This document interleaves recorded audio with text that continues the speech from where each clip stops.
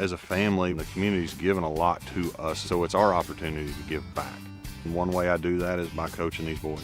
I love watching them learn. I love sitting in the huddle with them and watching them go out and do what it is that we've been working on. The boys have to learn how to work as a group and work as a team to win the game. It's the same thing at the dealership. It takes everybody every day to service the community. It's better at Vail.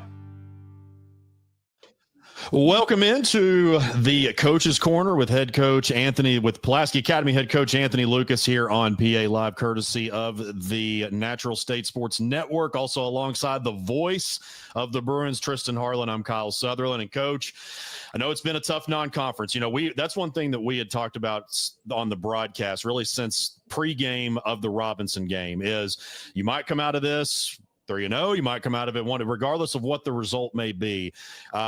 We knew that kind of the options, again, especially with what this Pulaski Academy team was up against. But when you really look at everything, and I know that it is not the greatest thing in the world coming into Conference 0-3, but you think about the schedule that we played, we go back to that strength. And it's very debatable to say that Pulaski Academy has challenged themselves more than any team in the state of Arkansas, regardless of classification.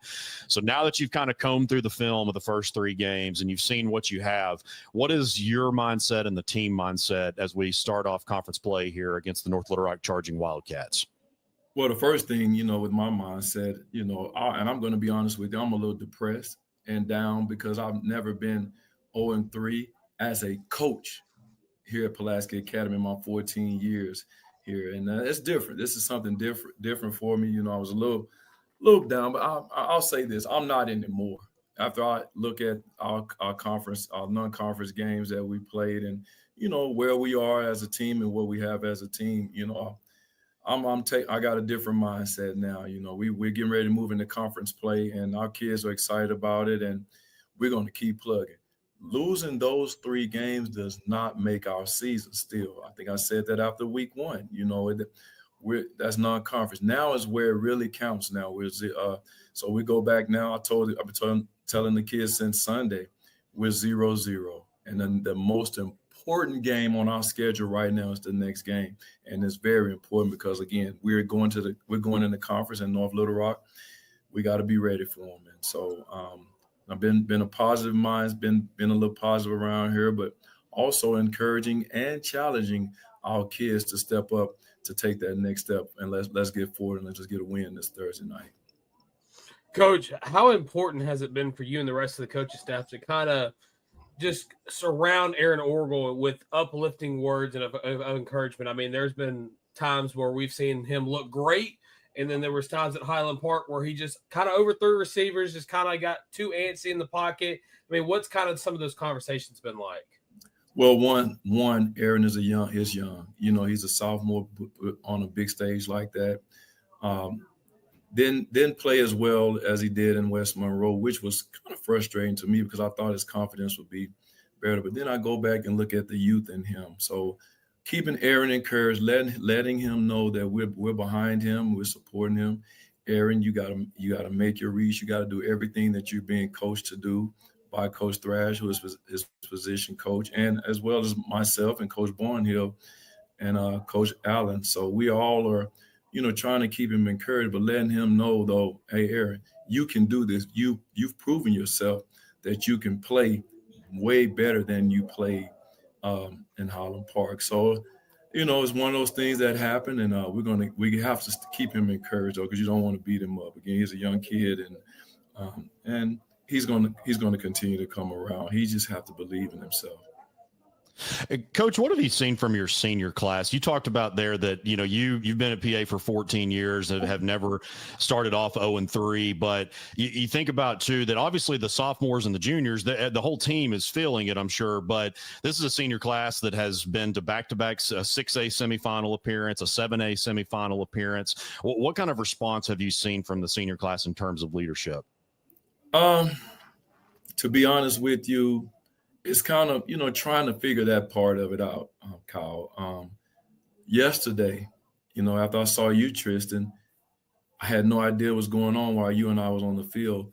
Our seniors actually called a team meeting with no coaches or anything. So I'm anxious to see how it went. I haven't talked to anybody about it yet and what was said, and I probably won't. I feel like just let that happen, and we'll see the results from that meeting.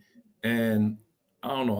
Like I said, I'm anxious. I'm curious and anxious to want to know what was said in that locker room. But I'm going to give it a day or two before I even say anything to the seniors and to any other players about it, possibly. But I that part right there, Kyle, that's something that I've been wanting to see or wanting to happen.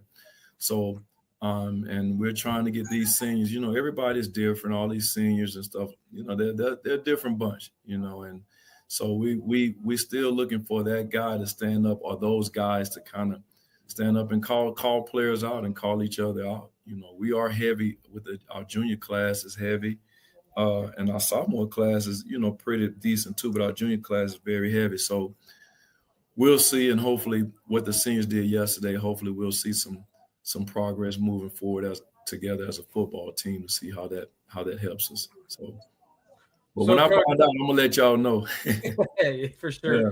Yeah. So I did want to ask about TJ. I mean, of course, at Highland Park, he gets injured near the end zone. He's down for a minute, and then he's on crutches on the sideline for the remainder of the game. What is his status going forward, and how is he mentally handling the injury? Mentally, he's tough. He's shaking up. TJ wants to play. This is his senior year. He wants to go play college football. Not knowing how big he will go, but he wants to play college football. And all I know is just a sprained ligament in his foot, and he's probably out maybe 3 to 4 weeks possibly. But we need TJ to, now to be that leader like William is trying to be, and being a coach on the sideline during the games and helping his other linebacker teammates out and helping our defense out, because TJ does a good job defensively and he understands it.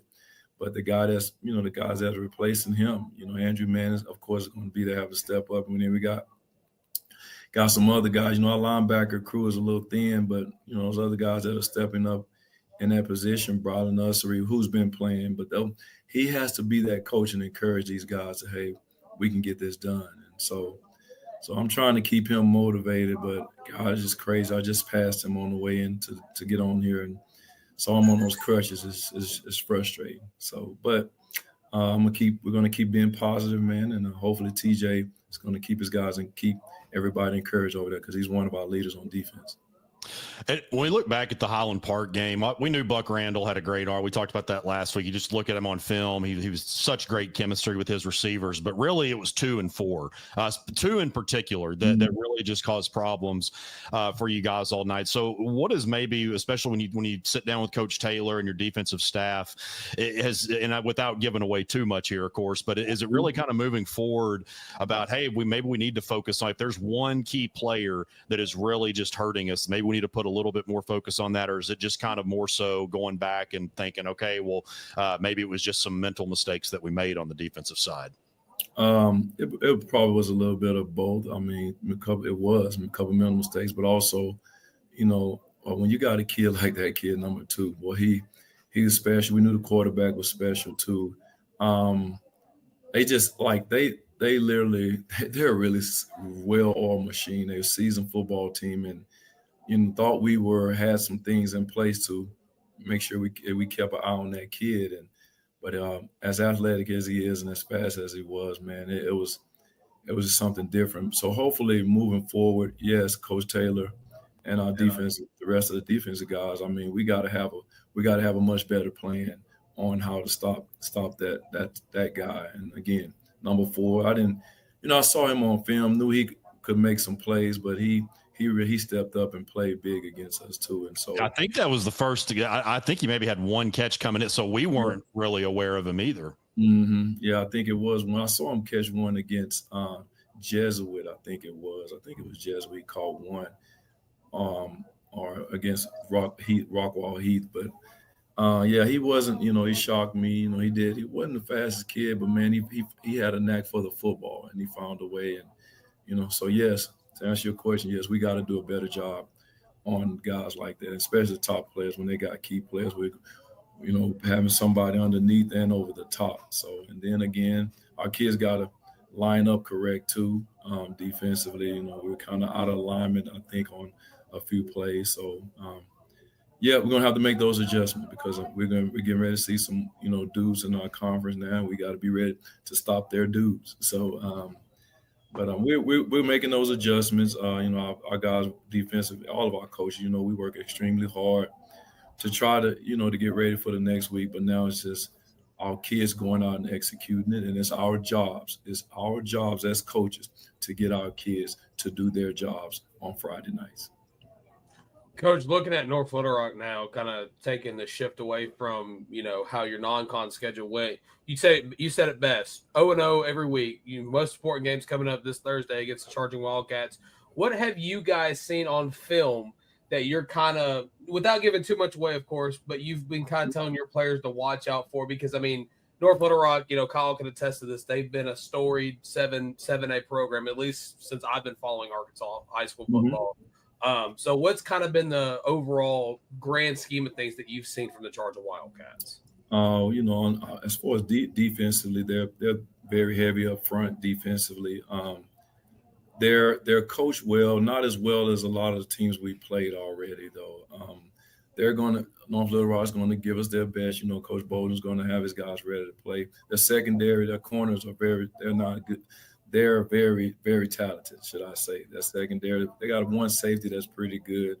They're going to challenge us. They're going to be in man coverage for the most part. They'll play us some quarters coverage and a little cover too as well. So we have to be ready. They're going to be in the forefront, and we have to be ready to run the football. And we have to be able to do that. So that'll be important.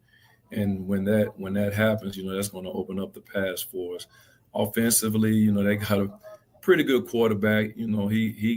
He's pretty decent thrower. He's not better than the guys we have seen. He reminds me a little bit throwing wise, kind of like the West Monroe quarterback. He was okay. Running backs are, they're athletic, but there's they don't do a whole lot. They run jet sweeps some. They run power, but he's not. Again, the quarterback is not that great of a passer. So. But he is athletic. If he gets out of the box, guys, he can be a threat. If we don't contain him, he could hurt us. So Highland Park quarterback was very elusive too. He's not that elusive, but again, they're athletic. North Little Rock has always been athletic, and they look a lot better than they are. They're a whole lot better than they were last year. So they're going to fight. They're going to come in and give us their best, especially. And that's going to be moving forward. Teams know that we're 0-3 now, and they feel like our dauber is down, and that's good. I want them to think that, but our kids, are up for the challenge, and we'll be up for the challenge. The greatest thing that I think our kids and our staff, including myself, is guys, we at home. We get to play at home. I know that was going to be my last question. Yeah, it's on Thursday night, man. I ain't gonna lie. After going through what we went through this past month, and I think I mentioned this to Tristan yesterday when we were talking, man, it's great to be home. It's going to be great. And I'm on TV, Phillies Friday game, and we're going to be on TV on a Thursday night, different for us. But I like it because after Highland Park, you're ready to get back on the football field, man. I'm telling you. And so I'm so looking forward to have those guys run out with the team, man, on Thursday night and get to play in front of our home crowd. It's going to be great. Now, I know you have faced Bobby multiple times before. Have you ever faced Brad Bolding head up before? Never faced Brad. I didn't think so. I knew because Bobby at Whitehall in conference play and all that stuff. But I wasn't sure if you and Brad had seen each other before. So for those that don't know, Coach Lucas, Coach Bolding, one of 5 of the 8 coaches in the 7A Central with a state championship to their name. So definitely the best conference in Arkansas, if you ask me. So. Yeah. Well, Coach, like you said, fresh start. A lot of respect for him, though, Brad. He's a legend. Both are legends, and the Boldens are very, they're well known around the state of Arkansas, and I'm just looking forward to it. I know he'll have his guys ready to play, but we will have our guys ready to play. I don't want to say what's going to happen. I just want to get to Thursday night and on kickoff, whether we're receiving or kicking. When that clock goes off, I'm hoping to see a much better and much improved football team from our Pulaski Academy Bruins. You can catch all of the action here on PA Live, courtesy of the Natural State Sports Network on Thursday night. Of course, you'll be watching this. We're going live for the game right after this Coach's Corner, and this Coach's Corner has been presented, as always, by Bell Chevrolet. For the voice of the Bruins, Tristan Harlen, and head coach Anthony Lucas, I'm Kyle Sutherland. We will see you at kickoff. Go Bruins.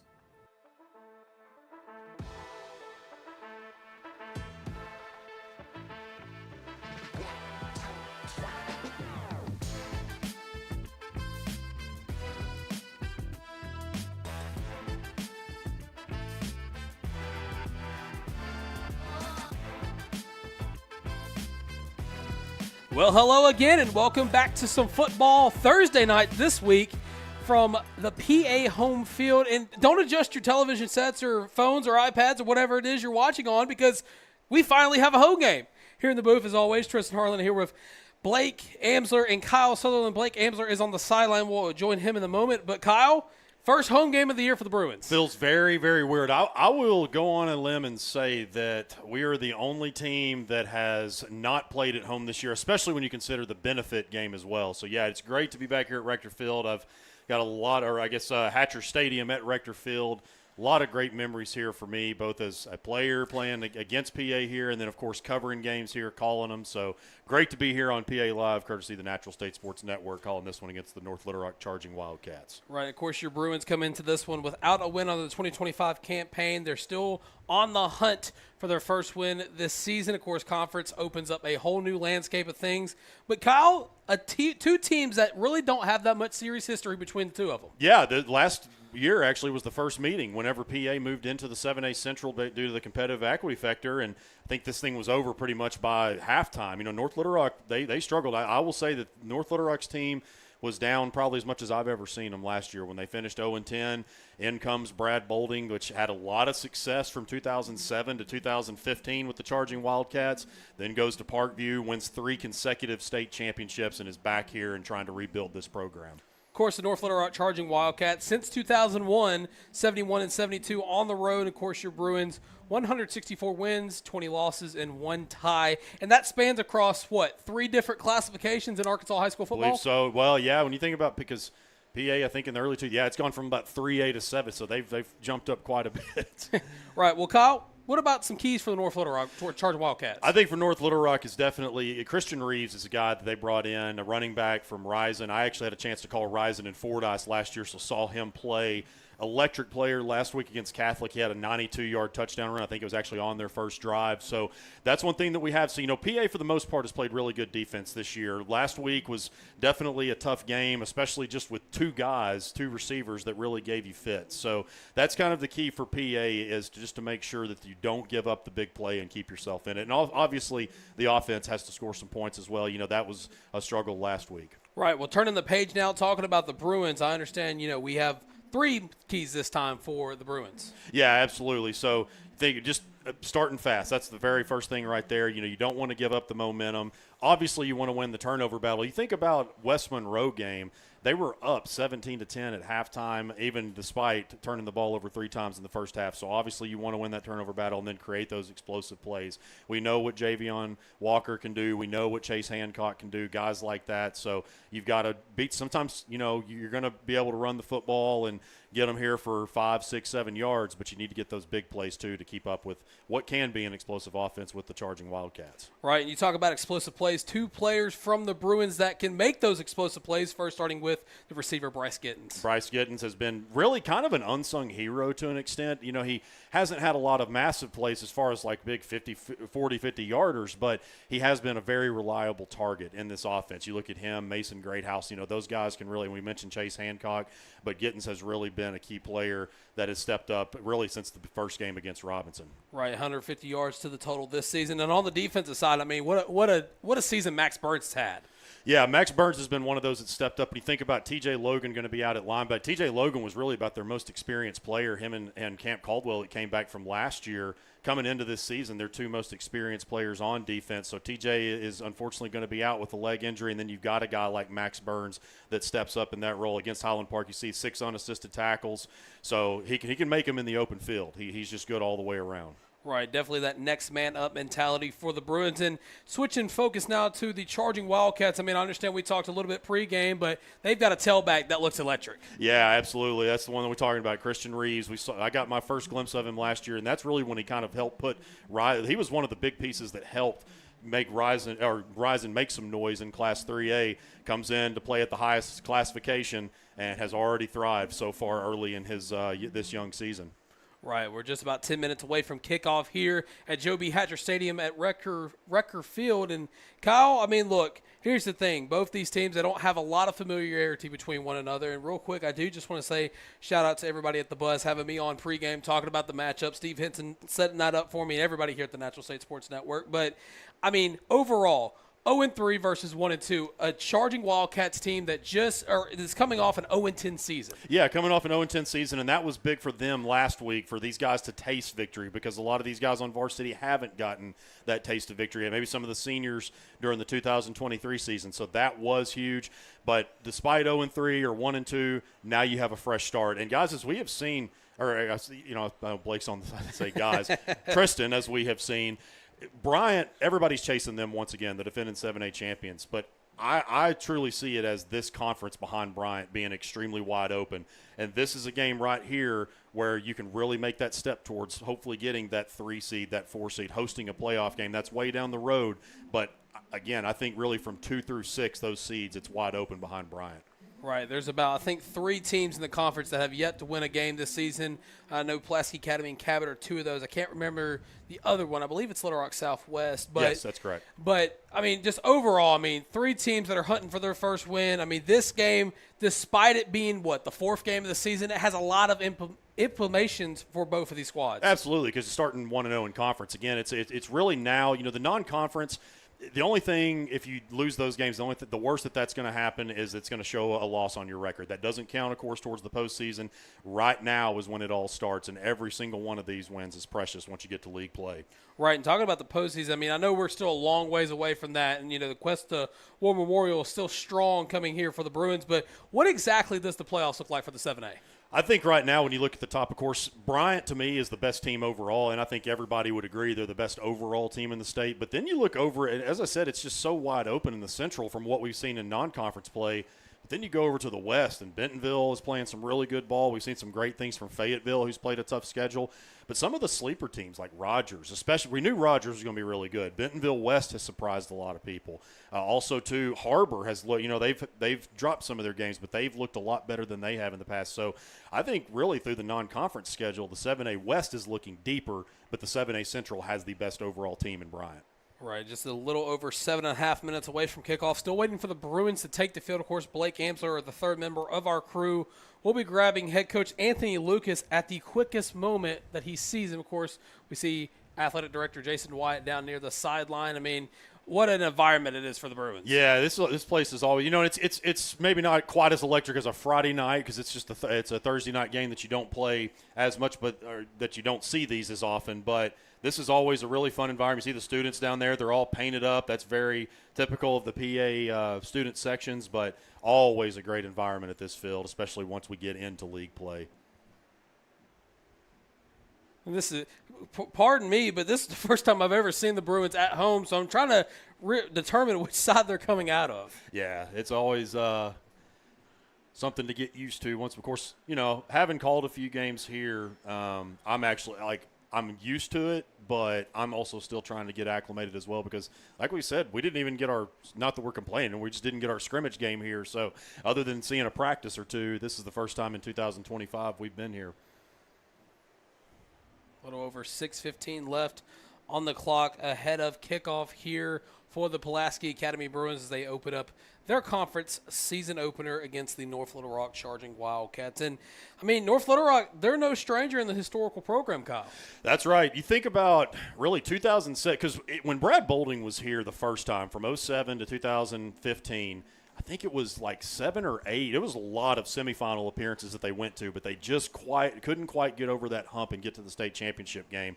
In comes Jamie Mitchell from Mississippi, go to a couple state championship games, win that one in 2017, and really from about 2017 to 2021, they were meeting up with Bryant either in the state championship game or in the semifinals and have dropped off since then. So that's what they're trying to get back to in the second stint under Brad Bolding. Right, and as you see here, all the family and the parents that came out to support their Bruins on this Thursday night. Not your typical, I guess, conference opener, season opener at home being on a Thursday than a Friday. Do you think that kind of messes with the players at all? I do think that it might play a little bit of a factor because, look, it's not just a 1 day less of rest, but also just, you get in that flow. Mondays typically, and I know that this is how it was with us. We'd go in shells Monday, then you do full pads on Tuesday, Wednesday, then Thursday you do your walkthrough in shirt and shorts. Well, obviously that gets all pushed back a day, or moved up a day and all that. So I think that there is a little bit, especially with PA when the road trips that they have made. So a little bit of an adjustment, but I would imagine, especially if you're PA with the way that this has started, they're just ready to get out here on their home field, this fresh start in conference play, and show the state what they can do. Of course, you see now athletic director, Coach Jason Wyatt, who's no stranger to the Pulaski Academy football program. Absolutely not. He was on all of those staffs from the beginning of the Coach Kelly era, even really before Coach Kelly had taken over when he was an assistant, and then coached also alongside Coach Lucas his first couple of years here and now stepped into that athletic director role. He's even joked with us, Tristan, about how sometimes he has to stay away from practice just because that natural coaching instinct kicks in. Obviously, facetiously, he says that, but I think that's the case with a lot of people. They step into those athletic director roles or they take another role off the field, and then you get around the guys and you see that competition out there, and it just naturally comes back to you. Of course, you're speaking of the word naturally. Again, you're watching this game on PA Live and the Natural State Sports Network. And the booth, Tristan Harlen here with Kyle Sutherland, a third member of our crew, Blake Amsler, down on the sideline, waiting the Bruins to make their entrance on their home turf so that we can have a word with head coach Anthony Lucas. So this will be one of 4 times that we are at home. Of course, next week we'll be at Little Rock Central, and then we'll have back-to-back home games, I believe. That's right.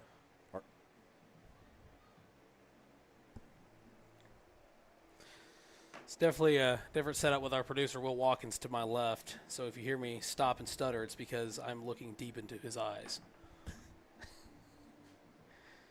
But, yeah, I mean, you talk about the schedule for the Bruins. Of course, tonight they play the Charging Wildcats. Then they go on the road to play Central, come back home to play one tough opponent, another opponent that's kind of fallen off in recent years, Bryant and Cabot. And they go on the road to play Conway, come back home to play Southwest, and their final game of the regular season is at Little Rock Christian Academy.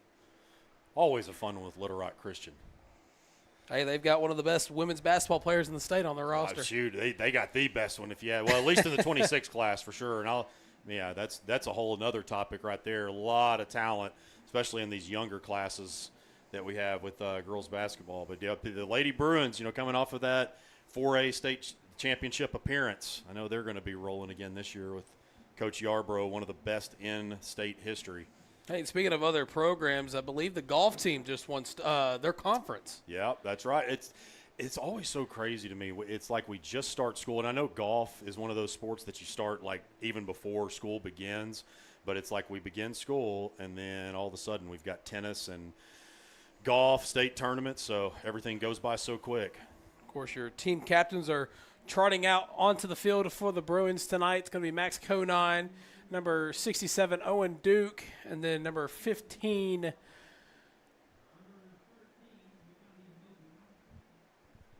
followed by number 32. Camp Caldwell, and then Max Burns, the team captains tonight for the Bruins.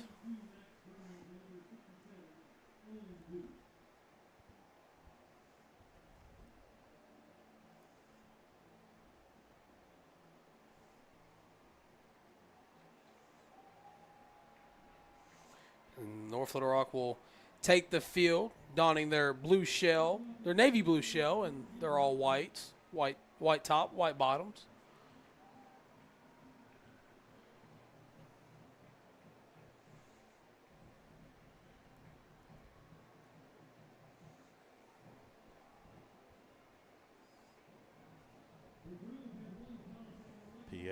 They have won the toss, and they will receive. Is that what the White Hat just signaled they are going to receive? I believe so. Of course, it looks like the Bruins are about to rip through the should have been a Bruins sign to our right.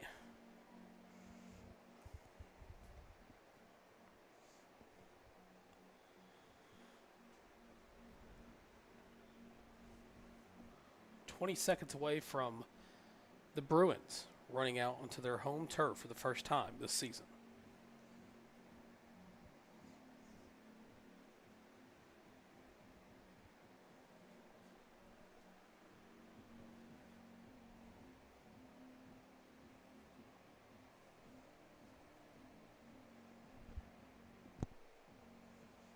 And of course, they've got to touch that Bruin stat. That's another of the traditions. They'll touch that Bruin statue before they run through.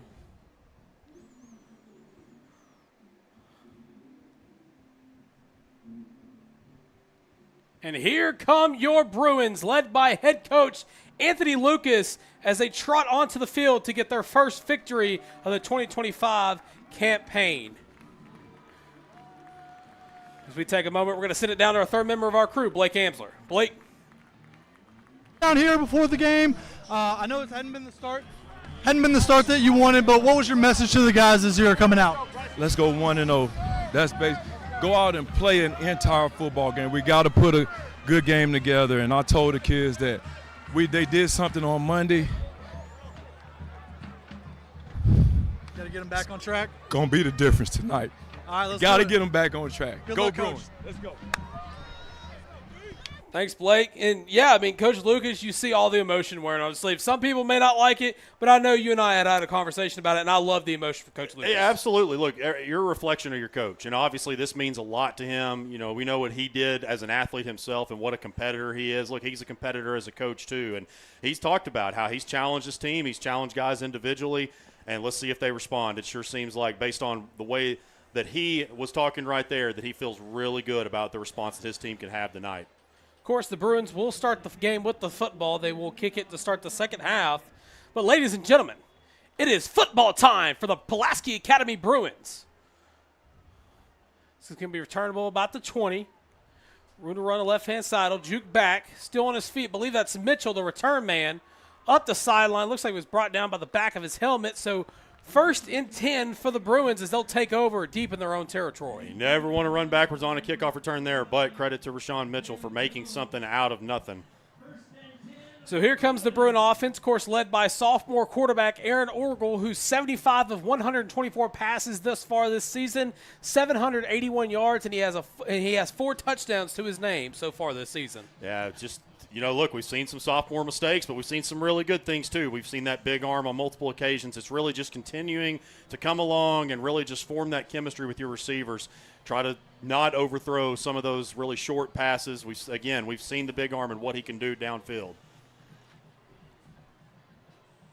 Looks like the Bruins are going to come out in a wild Bruin formation. So they're going to audible out of it. As Orgel is the lone man in the backfield, but the refs will throw a PI roofing penalty flag here early.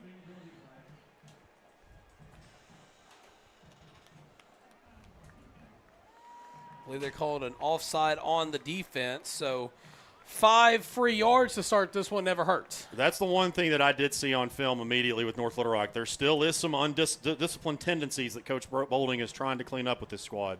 Orgel throws a quick pass up the sideline. It's going to be caught. Has enough for the first down. It's going to be caught by number 9, Bryce Gittins on the play. And Blake, welcome back to the booth. Well, thank you. I hope that sounded all right from down there. It got loud. It got loud as all the players were running out, and I still love that Coach Lucas runs out with the kids. First down, Orgel is going to be back in the pocket. He throws a deep pass, has a man for the moment, but he decides to throw it out of bounds. Incomplete, intended for number 6. That's Javion Walker on the play. Felt the pressure a little bit there, and Just tried to throw that up and let him get it, but a little too far out of bounds. So be 2nd and 10 after the incompletion. Orgel sends a man in motion. Throw it near the sideline. That's Walker's intended target. He's going to break away from one, still on his feet right down below us, and he's going to be thrown into the bench. Tackled by a host of Wildcats. That's enough for a first down. Yeah, good first move there by Javion to pick up that. He was still short of the first down when he caught it, so good move. Orgel sends Walker in motion. Now the lone man in the backfield. Orgel, another deep pass, way off the mark, incomplete. A little bit of miscommunication there by the Bruins. Yeah, I think he was looking for Max Conine, but I'm not sure if they were just on a different page of Max was kind of running the post route and Aaron was expecting a corner route, but so a pretty bad miss there. 2nd and 10 from the 48. Orgel stands tall in the pocket. It's going to be caught. Breaks away from one. I believe that's Hancock on the reception. Gains about 5. So bring a second down for the Bruins. I'm not sure if y'all already mentioned it or not while I was downstairs, but Hancock wearing a new number tonight. His jersey was messed up, so he went from 13 to 3. So not too bad of a change, just losing the front one. 3rd and 4. Orgel going to hand the ball off. Tries to break away and does. Be met by 2 charging Wildcats. I believe that was number 8, the first one that got the tackle. That's the outside linebacker, Priest Simpson, with the bring down. He was going off the block of Ethan Reynolds, the right tackle there, and it just got kind of a little tangled up, slowed that play down a little bit. Of course, it's a Homer's 4th down here for the Bruins. Looks like blitz is coming. Now they're looking to the sideline to possibly change it up. Watch these 2 inside backers. Yep, here they come. Blitz coming. Orgel sent to the pocket. Has a man. Incomplete. We're going to look for a flag, and there's not going to be one. So turnover on downs. And the charging Wildcats will take over. Yeah, miscommunication once again, and that's one thing that you are going to see, especially against a young quarterback. Brad Boldy's going to send those blitzes. Yeah, that's a staple of the old Parkview days and even these North Little Rock teams back in the day is tight man coverage from his secondary. Bolding always expects his defensive backs to play one-on-one out there and win. And they play a physical man coverage as well to where you're going to get a couple of those calls that are going to be kind of 50-50 calls of if it's interference or not. And I'm sure some down the line will go PA's way. So after the turnover on downs, it'll be 1st and 10 for the charging Wildcats. Send a man in motion. They're going to hand it off. Right-hand side, they'll spin away from one, and he'll be brought down at around the 50. It's number 23, Christian Reeves, on the carry. First man in there was actually Max Allison from safety, kind of creeping down, expecting to help the run a little bit, especially without TJ Logan. We're going to need some of these safeties to step into the run game. Robert Jackson, the lone man in the backfield for the Wildcats. Drops back. Pressure coming. Just overthrows his receiver. Incomplete. Intended for number 1, Davion Withers. That's another thing, too, here with Robert Jackson, another young quarterback, a sophomore in his own right. Came over with Brad Bolding from Parkview, and so he knows what Coach Bolding expects, but still a youngster trying to find his way. Be 3rd and 5 for the charging Wildcats on their own 49.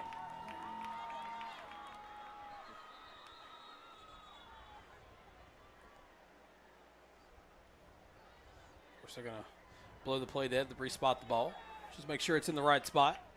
So now it'll be 3rd and 5 from the 49. 3 receivers out left, trying to get the Bruins to jump, and they almost did.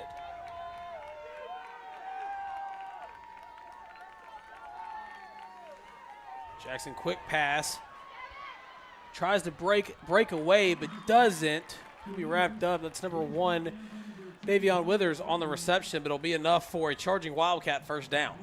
Nice job there by Raheem Jackson coming up from his corner spot. He's been a really good tackler. I know they've kind of substituted him in and out with Jay some, but really good tackler on the outside edge. even though it was a first down. Going to hand it off to Reeves. Reeves tries to spin away, but it'll be brought down at around the 35. Another personnel thing to talk about as well is getting number 30, Andrew Manning, back in the mix. He missed last game, and it was, his whoever came in for him did a nice job, but it is good to have just another linebacker out there as you get him back and you lose TJ in the same week. Yeah, linebacker depth has been scarce this year. Reeves with another handoff. He turns it left. He's met by 2 Bruins at the same time. It'll be tackled, but he'll have enough of the first down. Yeah, Camp Caldwell was the first one there to make that tackle. The running back, Christian Reeves, really tall running back. I don't know, it's not your traditional body style for a running back, but he's getting it done so far on this drive. Got him listed as 6'1" on the roster. 1st and 10 from the 27. Jackson's going to throw it, and that's going to be batted down, incomplete. That was Hartford Low. Yeah. Then a big-time play, had that great game against West Monroe, interception, and then also, of course, had that punch-out to force the touchback. Been a big key, not just in the secondary for the Bruins, but just this defense overall.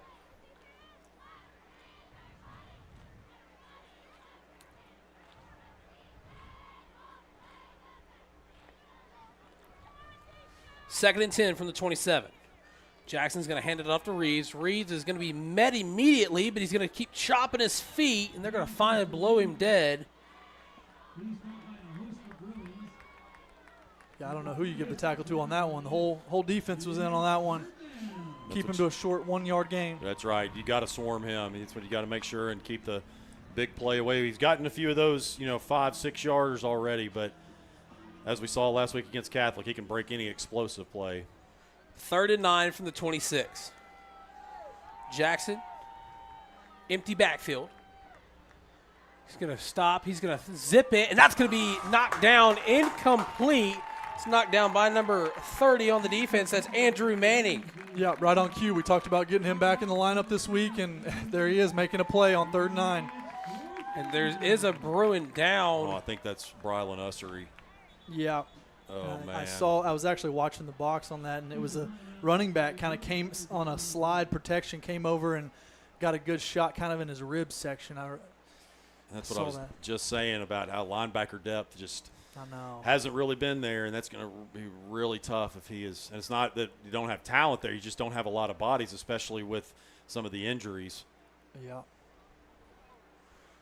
We're going to hope maybe he just got the wind knocked out of him with how the injury occurred. It's kind of a spot here. I know it's a deep 4th and 9 as Brylan does get up. He seems like he's in good shape still. Yeah. But what I was going to say is kind of a spot here where it's a really long field goal, so I don't really think it's in field goal range for the Wildcats, but so it could be a position where Bolden goes for it here on 4th and 9. Of course, there just a moment ago, you saw the offensive line coach, Coach Barnhill, on the camera, wearing the same hat that I am, if you were wondering. And when you talk about special teams, I want to go ahead and throw this nugget in there. Coach Bolding does coach the special teams on his squads, and he's known to pull some trickery, so just something to keep in the back of your mind. 4th and 9 from the 26. Jackson drops back, throws it to the end zone. That's going to be, I believe, intercepted for the moment. Nice. So I believe it was intercepted, so it'll be a touchback. But the Bruins get a stop on 4th down. Is Hartford Low again? Yeah, I think it's Hartford. What a play by Hartford Low. And we've seen a few different times Jackson's put it in position for PA to get an interception, and they came down with it right there. Massive turnover. That was one of the keys to the game, was winning that turnover battle. Oh, yeah, just clear as day intercepts that ball. Yeah, went up at the high point. It was kind of a jump ball in the corner of the end zone there, but a great job by Hartford going up and getting that one. So that is what you'd like to see from your defense in your home opener. 1st and 10 from the 20 after the touchback. Orgel, the lone man in the backfield. He's going to roll out. He's going to throw it incomplete. Just believe he short-armed it there, intended for his tailback, Javion Walker.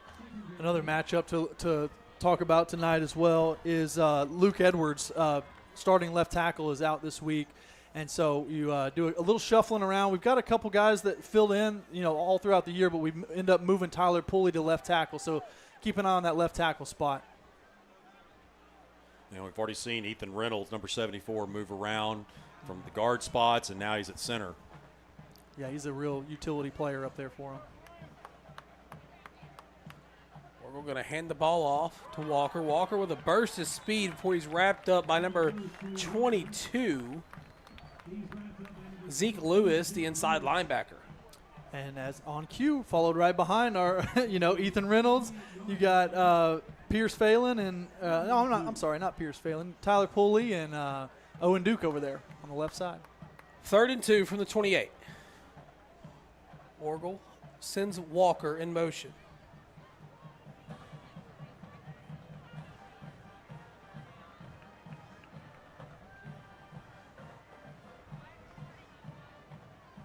Orgel calls for the snap. Pressure coming. Zips it. And that's going to be intercepted by the charging Wildcats. The 20, 15, 10, 5. Touchdown charging Wildcats.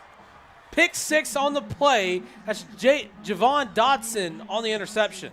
Yeah, just read it perfectly and jumped it, and his speed did the rest.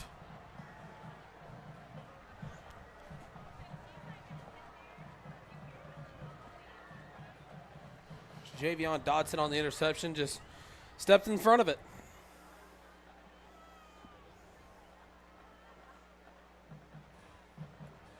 We got some personnel confusion here.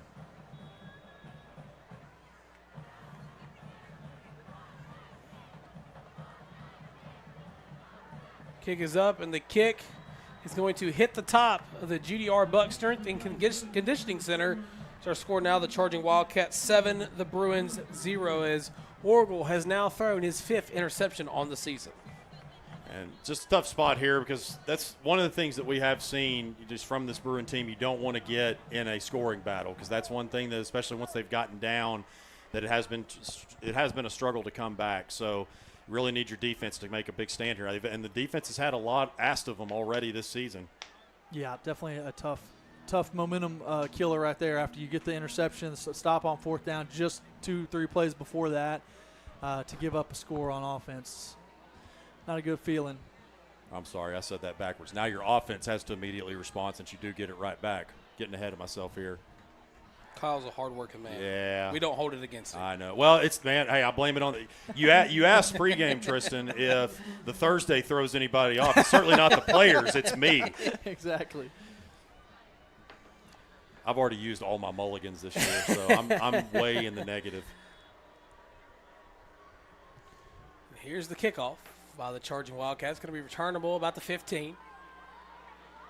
Blocks up the middle, still on his feet, trying to punch that ball out as the charging Wildcats, but Gittins is going to go down at about the 40-yard line. Great starting field position for the Bruins. Yeah, that's a good 40-yard return. Get you set back up for this drive. I'm sure Coach Thrash is over there, got a quick word with Aaron, just saying, hey, look, shake that one off. Bad throw, and let's move on to the next drive. You got to have a short memory as a quarterback. So they'll officially mark Gittins down at the 42, so the Bruins will take over, again, with great field position, but just trying to put the interception behind him is Orgel. Hand it off to Walker. Walker bounces back to the right side, but he'll go nowhere. Yeah, that was gobbled up right there by Christopher Gray, but charging Wildcats just pretty much formed a wall, and he wasn't going to go anywhere. One thing you got to think about for the passing game here is they have this one high safety, number 1. You'll see him back up a little bit. He's kind of covering the middle of the field. So really your most open spots are these corners of the field away from this guy in the middle. Orgel steps back in the pocket. Pressure coming. Steps up. Still on his feet. He'll throw it near the sideline. It's going to be incomplete as one of the cameramen right in front of us almost got taken out there. 7 there, a defensive end, Justin Mitchell. He's been causing problems already. Obviously hasn't gotten a sack, but he's gotten in the backfield multiple times. Might need to get a chip block on him. 3rd and 10 from the 42. 6:11 left to go in the first quarter.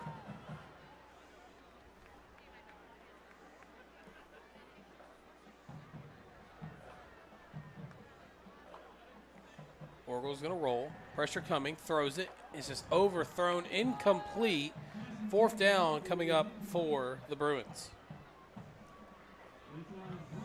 And it's a Homer's kitchen table 4th down for the Bruins.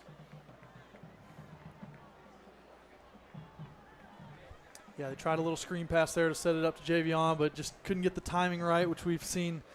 It's been a thorn in the side of the Bruins this year, is trying to get those screen passes timed up, where you time the lineman releasing, the running back or receiver getting out there, and the quarterback putting it on them all at the same time. It definitely takes a lot of coordination. So 4th and 10 from the 42.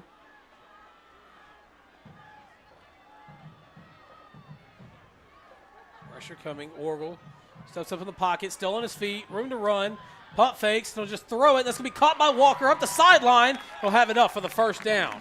Ooh, a little Great. Improvisation there from Aaron. Absolutely. Great patience there. You know, had to step up in the pocket, had to evade a little bit of pressure, but great patience there, especially on 4th down to move the change. Yeah. Oh, what a play by Orgel that was.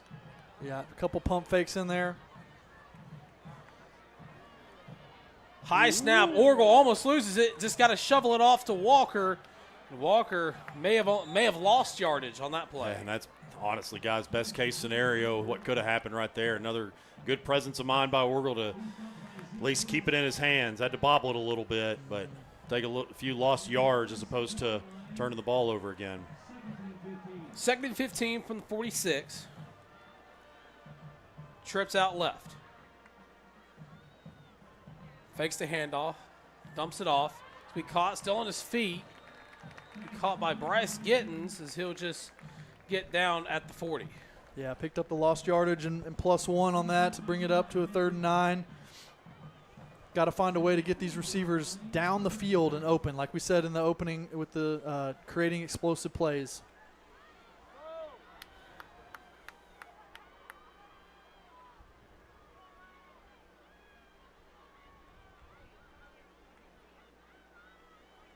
Orgel's going to roll out, pump fakes once, zips it across the middle. That's going to be caught near the 15, 10, 5. Does he get in?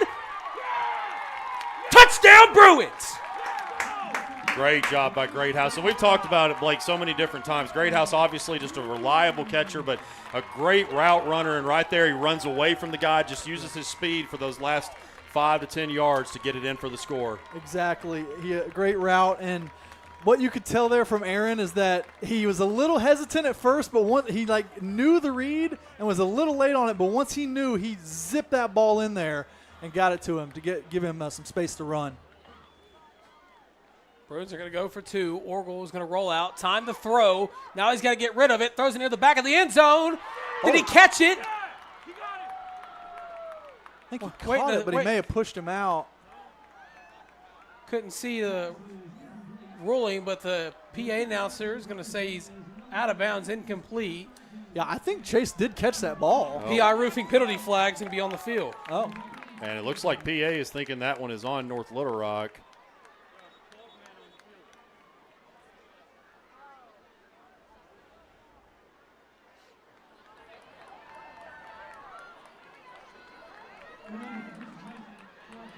Ooh, nice. Illegal participation, so they will get a retry at this. Probably had 12 men on the field, I'd imagine. But going back to I don't know if we had a good replay of that or not, but I think Chase caught that at the top of that's great effort. At the top of that throw, but he came down and the North Little Rock guys smart pushed him out and didn't let him get his toe down. But what a catch regardless. Here we go. Let's see. Thanks a look here. Oh, yeah. You can see there. I think he did catch it. He may have lost it there. I couldn't see. But clearly never got a toe down. And now we're going to have a timeout on the field. I believe North Little Rock called that one. North Little Rock will call the timeout. So after the great touchdown of the Bruins, and then, of course, the PI roofing penalty flag on the field, which allowed the Bruins to retry the PAT. Remind you, our score 7-6 with 4:35 left to go in the first quarter. Yeah, going back to that touchdown pass to Mason just a bit ago, Aaron, again, I kind of hinted on, but I want to hit on it again, is like I was watching Aaron a little bit there, and you could tell he was reading the right person, but just it wasn't processing at a senior high level right there. It was almost he was still kind of in a junior high mindset of like, this is going to be open for a long time. And then he realized like, oh, crap, this is about to close. I better fire this ball in there and get it to him quick. Yeah, really great response there. You talked about it, Blake. It's just having a short memory, and we've mentioned it. Orgel's had his learning lessons this year, but just a great response after throwing a pick six to take your team on a scoring drive.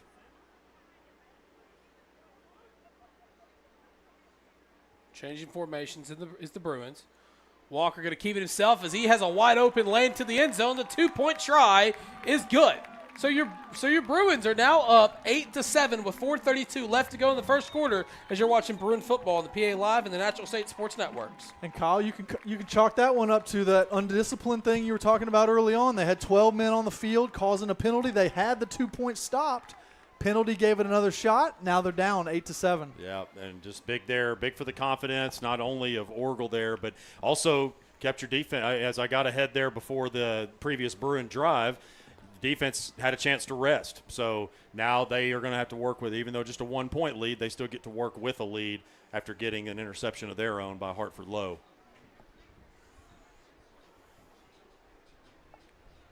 One thing that was really good to see, too, William Svoboda that started off the season at quarterback against Robinson and is still has the day-to-day injury. He was one of the first ones out celebrating with those guys right after they got that 2-point conversion. So got the coach there on the sidelines along with the leader. Yeah, that's really positive to see.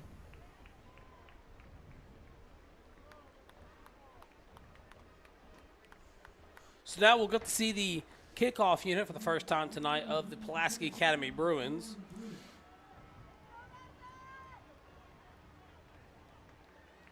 Lucas is saying there's 4:45 needs to be put on the clock. Yeah, refs asked to change the clock a little bit. I guess maybe they ran the clock during the 2-point.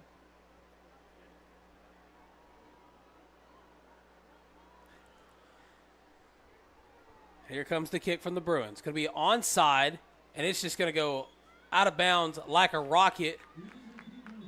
Smart play by number 1 for the charging Wildcats to just kind of keep his eye on it but let it go out. The PI roofing penalty flag, to be correct.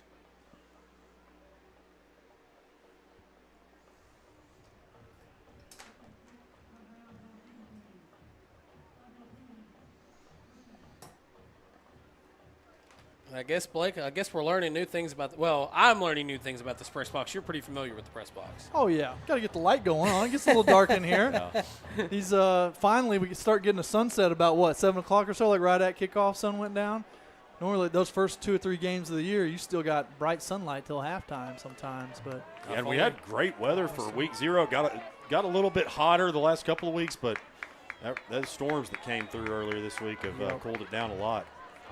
So 1st and 10 on the 48. Hand it off.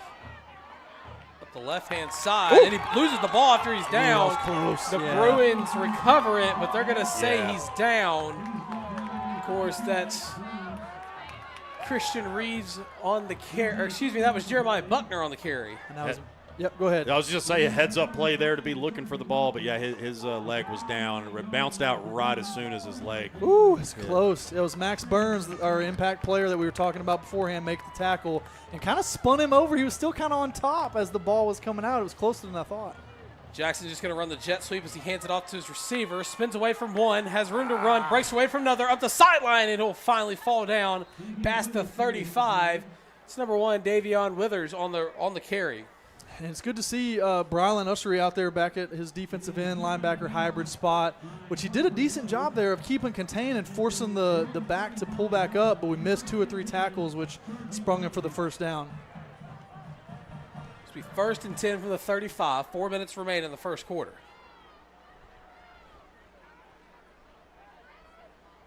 Jackson going to hand it off. Christian not going to be able to go anywhere on that one. Nice job there by the interior of the defense. Trying to see who gets off that pile. Looked like Ermon Tolbert was down there. Probably Bryce Mitchell down there as well. Bryce Mitchell, the big freshman, 99. Yeah, he's been a really bright light on that defensive line this year already.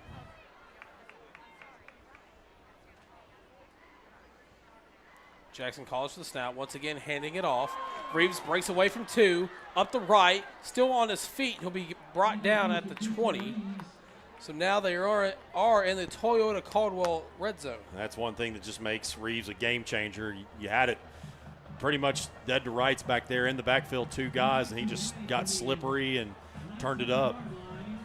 We always called that move, the guys that could do that, the dead arm move, where the opposite arm that he's not carrying the football just kind of goes dead, and it's like something you can't tackle, you can't grab onto. It's a really slippery running back. Jackson fakes the jet sweep, gives it to Reeves. Reeves gets met by a couple of Bruin defenders before he's finally brought down at around the 15. Gain of 4 on that one. Another young defensive lineman we hadn't given a lot of love to this year yet, but is Austin Childers, a sophomore defensive lineman in there. We talk about the freshman BJ a lot, but Austin in there doing a lot of dirty work as well from his defensive end spot.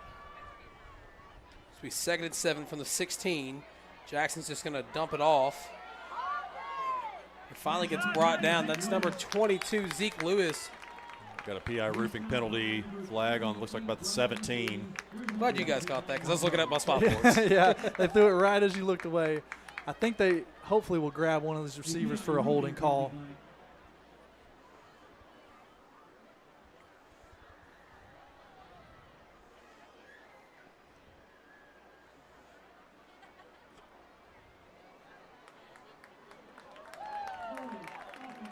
It will be a holding call on North Little Rock, so that'll back them on up.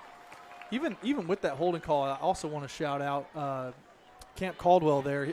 Coming down from safety, actually made a decent job. He started outside to contain the play, and then as he turned back in, the Camp did a really good job of coming back underneath that block and still kind of getting in on the tackle. It'll be 2nd and 17 after the penalty. Jackson stands in the pocket. Pressure coming. Evades it for the moment. And he's still on his feet, but he'll finally get wrapped up and dropped. Man, he's elusive back there. Golly. I mean, he kept thinking, oh, he's about to go down, and just kept making little cuts here and there and made that play last longer than it should have. I know you guys like to compare players a lot, but that almost reminded me of Kareem Cotton. And Kyle, you know exactly what I'm talking about. Oh, yes. I remember Kareem Cotton well. He was fun to cover at North Little Rock. So 3rd and 20 from the 29.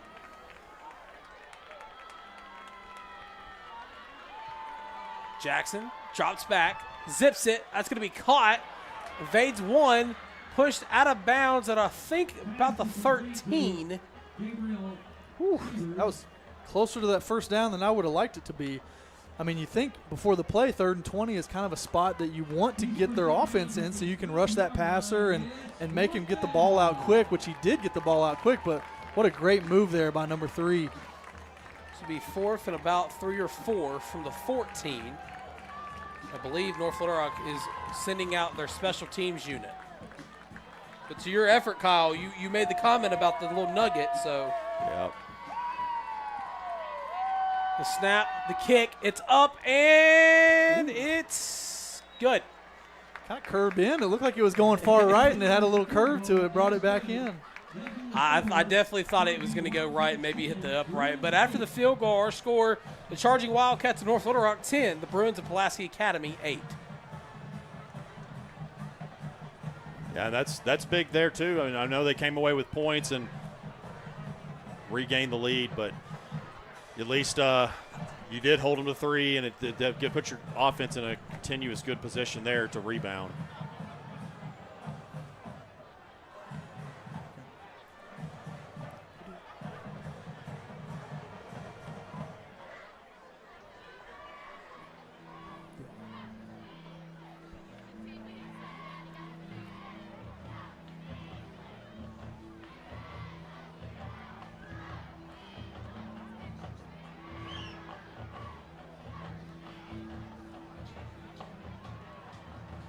We await the kickoff from the Charging Wildcat Special Teams Unit. I want to thank everybody for tuning in on a Thursday night instead of watching some prime video football. So who wants to watch the NFL when you get the Bruins on TV? And that kick's going to sail out of bounds as a PI roofing penalty flag is going to come out for an illegal kick. We saw a lot of sky kicks last week. I know. I was thinking the Out of same bounds. thing. I mean, we haven't even had a kick return for a touchdown. I was like, maybe they're really afraid of Rashawn and whoever else was back there. But, like, we haven't even had that big of a returns yet this year. First and 10, Bruins.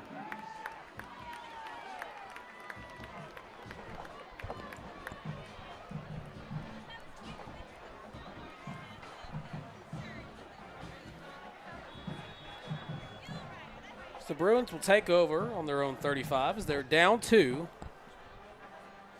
Minute 19 left to go in this, or first quarter, so I should say. That's a PI roofing penalty flag. It's going to come out late.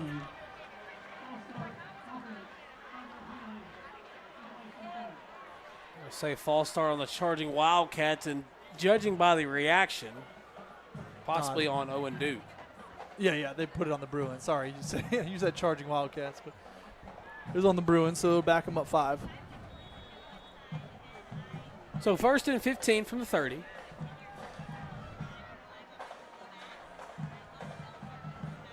After the false start, Walker, the man in motion. Orgel's going to drop back, throws a deep ball, has Gittens for the moment. Incomplete. Intended for Bryce Gittens, but closely guarded by number 24, Javion Dotson. Yeah, he was in really good position there in the secondary. Bryce really kind of had to pull on him a little bit to even get a chance at that ball. So I thought they may call offensive pass interference, but they let it go. Javion was the one who took the interception back for a touchdown. Walker gets that one, spins away, tries to spin away from Moore, but it'll get brought down at around the 40. So it'll be third and I'd say about 5. He loves that double spin move. We've seen that out of him a lot this year so far. Under a minute left to play in the first quarter of this one.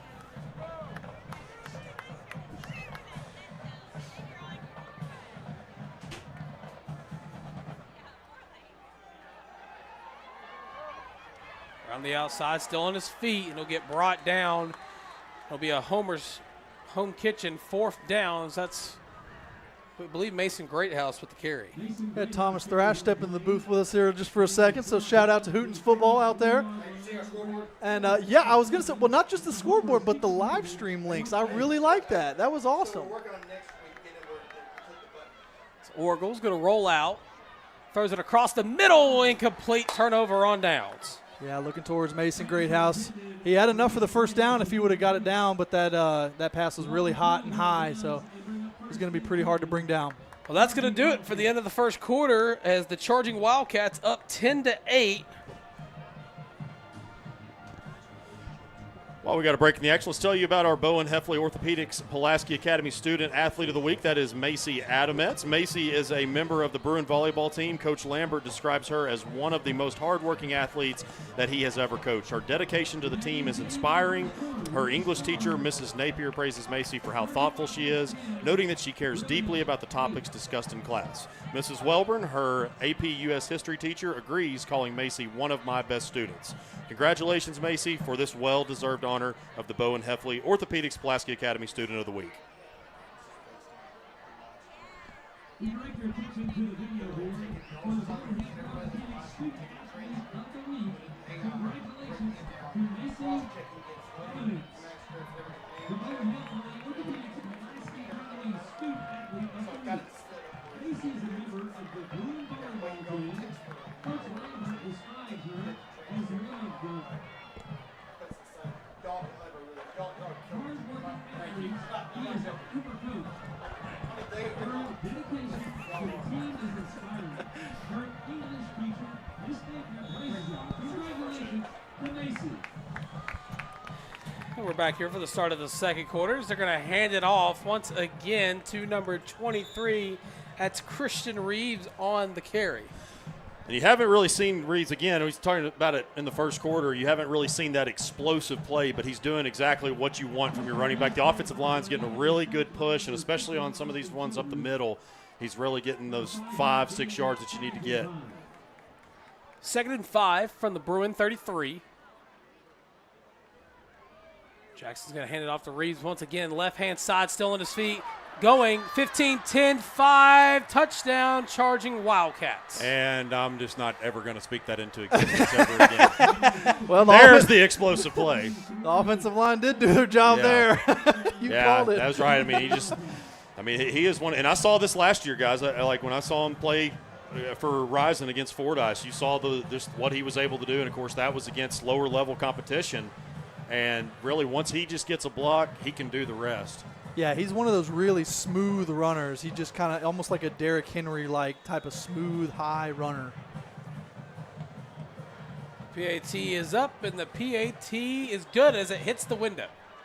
So after the touchdown by Reeves, our score now, the Charging Wildcats 17, your Pulaski Academy Bruins 8. And, guys, we're just not going to let Kyle give any more keys to the game because it seems like every time he speaks it into existence. Well, and right before as I was saying that, I'm like, man, am I going to regret this later? But for the most part, and again, Reeves has already had a great game despite that last long touchdown run. But for the most part, they're keeping him contained. They were really just keeping the big plays away, and that's something that you've got to do that just wasn't not able to be accomplished, and now the offense has a big chance to respond.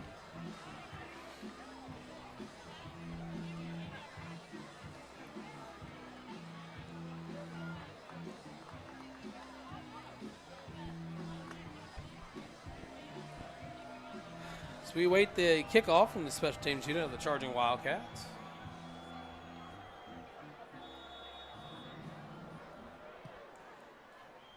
This one looks to be returnable. I believe it's fielded by Rashawn Mitchell. Around the right side, tries to cut back, still on his feet. Will finally get brought down around the 20-yard line.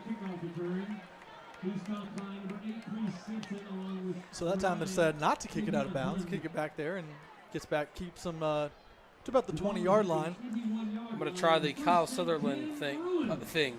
I guarantee you Rashawn Mitchell, is going to take one back to the house. So at some point this season. Speak it into there existence it is. there.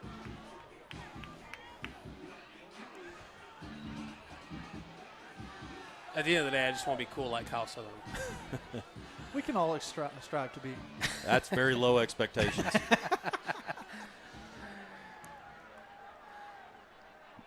Orgel rolls out. He gets batted down, incomplete. Yeah, that was Justin Mitchell, number 7 at defensive end, like Kyle talked about earlier. Really long frame. Lists him at 6'3", 250 on the roster. Yeah, he looks the part, and that was really probably his first actual statistic of the game, batting that down. But he's just caused so many problems in the backfield, really just more so pressures. So 2nd and 10 from their own 21.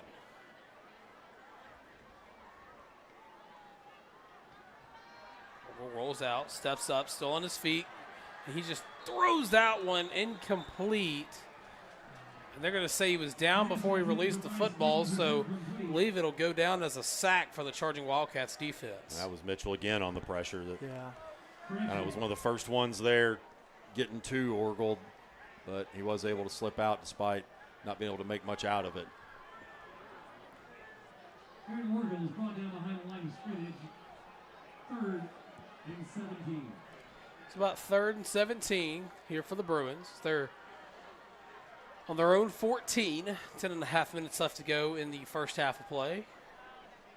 So there's under 10 left to go on the play clock. They're going to have to burn a timeout as the check on the sideline came in with confusion. Yeah, and that's probably a good timeout because you're deep in your own zone. It's a long 3rd down that you're staring at. You don't want to get negative yards or a 0-yard play. You got to get something positive to get you closer to the first down. Whether it's a punt, you end up punting, getting the first down, whatever it is, you need something positive to get you moving here.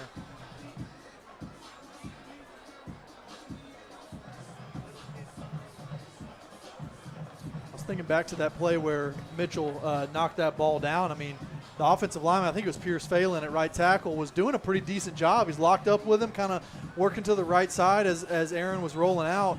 But, again, just puts that big old paw up and gets it down. That's where, as an offensive line coach, you teach them as you feel that defensive lineman's arm go up, that's when you get a real nice shove in their chest to try to get them to take those arms down. 3rd and 17 after the timeout from their own 14. Orgel sends Hancock in motion. Just throws a screen. That's going to be caught. Has a couple blocks. Cuts back upfield. Still going. And he'll have enough for the first down. That's brought in by number 11, Wynn Wilson. And the Bruins are going to bring the chain gang on down as they have a fresh new set of downs after that one. Great job by Owen Duke there to seal off the edge, and Wynn Wilson just did the rest there, cut it up. Got the first down. Big play there for the Bruin offense. I believe Orgel may have confused the North Little Rock defense as he looked to kind of shovel it off to Chase Hancock initially. But oh, what a play that was.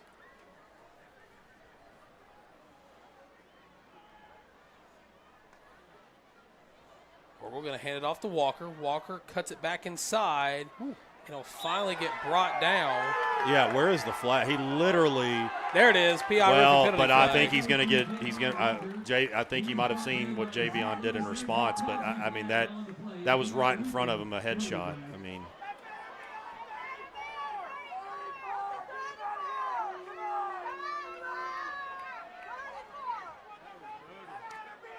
Despite the hit from the North Little Rock guy, I was really actually impressed by number 22, Zeke Lewis, on the tackle. I mean, Javion was kind of slipping out of that, but he had made a really nice tackle. Yeah. But I'm with you, Kyle. I feel like they caught Javion as the second man on that. Yeah, they're always maybe. going to catch. And, man, I get it. You know, the tensions are high. That was a – Oh, okay. How about that? All right. Yeah, that's the right call. Hey, home game for PA, right? Come on now. Yeah, I'm just like, man, you know, that – look, we're not trying to, you know, tell officials how to do their job, but, I mean, he was right there and didn't throw it initially. Yeah, you don't see that often. It's like they let the first thing happen, second thing happen, then he threw his flag and actually got the first thing right, which you really don't see that very often. It was Antonio Dickus, the North Little Rock charging Wildcat, with the penalty. So after the flag, it'll be 1st and 10 from the charging Wildcat 48. Orgel hands it off. Around the left-hand side. Sean Mitchell on the carry. Dicus was there, first one there to kind of grab him and slow him down, but then great hustle from the inside there. I'm trying to see what number that was, 65. Marcus Haynes coming from his interior spot, 5'9", 267, but gave a really nice hustle play to make that tackle. Bruins have a little something cooking here, guys. Was that a North Little Rock timeout? I didn't see. Yeah, because they've only got one left. It so was. yeah, Our producer, Will Watkins, just confirmed it. Yeah. What would we do without Will Watkins? We'd be lost puppies in a field. All my homies love Will Watkins. Yeah, I think the entire Natural State Sports Network would be up a creek without a paddle. Don't tell Steve Henson, but he's my favorite boss. Oh. Wait, don't tell Steve that Steve's your favorite boss? No, don't tell Steve that Will's my favorite boss. All right, I had to make sure you clarified. Steve knew. I am a reporter, so you know I'm going to get every little detail. So what's the correct terminology to I guess, give yourself a shameless plug? Is it subscribe to Hogbeat, or is it? Yeah, what's subscribe to Hogbeat, okay. yeah.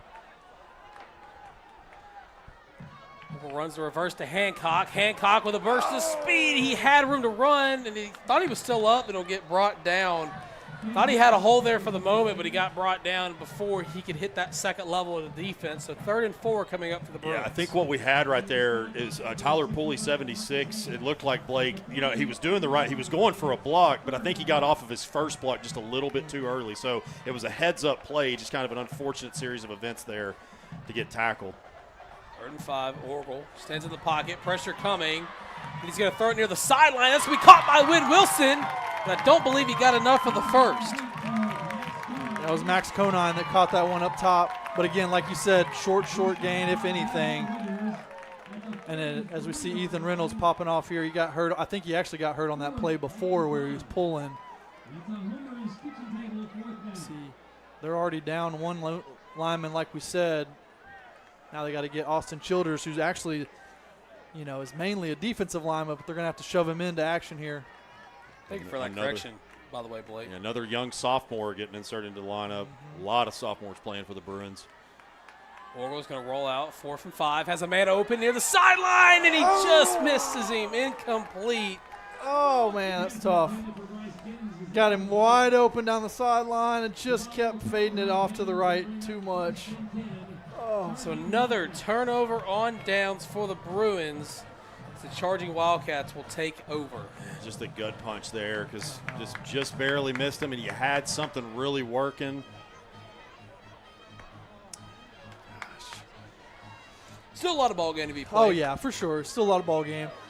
Got your defense coming back out here that can get you a stop and get you some momentum back.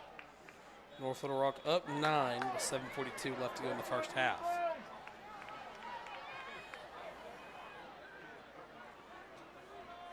Jackson going to hand it off to get past midfield. It's Jeremiah Buckner on the carry. That's another one of the really good young running backs they have. Buckner just a sophomore and getting some. Not that Reeves isn't still fresh, but you get some fresh legs in there. Tackle made my back burns. 2nd and 2 from the 49.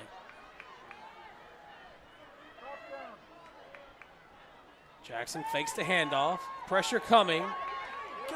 Keeping himself. And he finally gets brought down past the 50. That's number 30 on the tackle, Andrew Manning.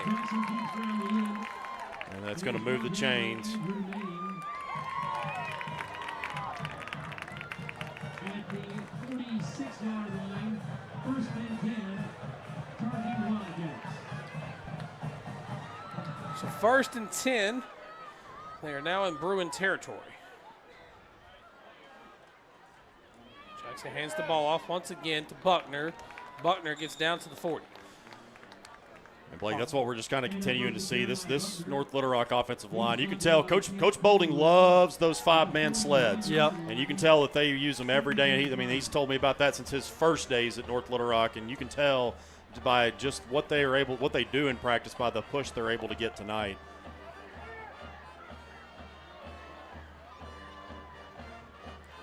Jackson steps up, throws it. This is going to bounce off his receiver. Incomplete, intended for Davion Withers. Yeah, Sam Hurtado was coming up to make the tackle, expecting him to catch it, and then when it went over the top of him or got tipped up, he really wasn't even prepared for that. 3rd and 5 from the Bruin 41. Mo Bamba is playing in the stadium. If you don't know what Mo Bamba is, you need to educate yourself.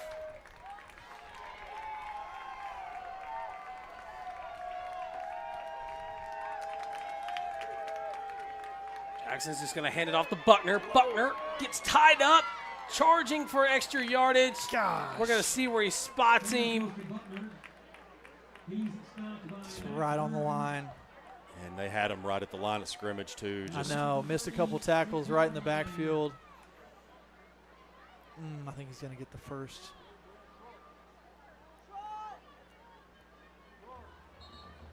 Official timeout for a measure. They are going to measure. So here comes the chain gain on now to measure exactly the spot of the football.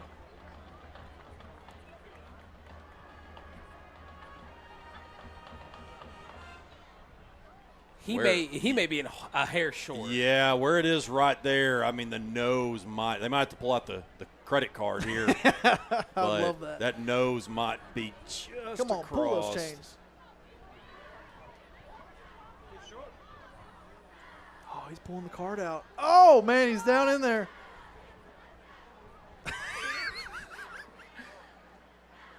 Oh, he didn't get it? Oh, he's at 4th down. And I don't think there's any question what they're going to do here, but man, yeah. That was it was as close as we thought it was. It really was. That ref got down on the knee. Was having to check them chains. Wow. And honest, I mean, I don't know that a card would have even fit between that, guys. I mean, that's how close it was. He had to shave his credit card down to a half. But yeah, I think you're right, Kyle. I mean, that is wow. That is as close as I've ever seen. He just snugged it up right against the thing. He didn't even have a marker. I was almost wondering if Coach Bolding on that, since it was on that sideline, if he was going to do like Steve Spurrier back when that was like the Y'all know that game I'm talking about? 2013 Outback Bowl Yeah, I between think it was South Carolina and 2013. Michigan. That was the same game, I think, that Jadeveon Clowney had that massive hit. Michigan versus South Carolina. Yeah. In the Outback Bowl. We got a little tush push set up here.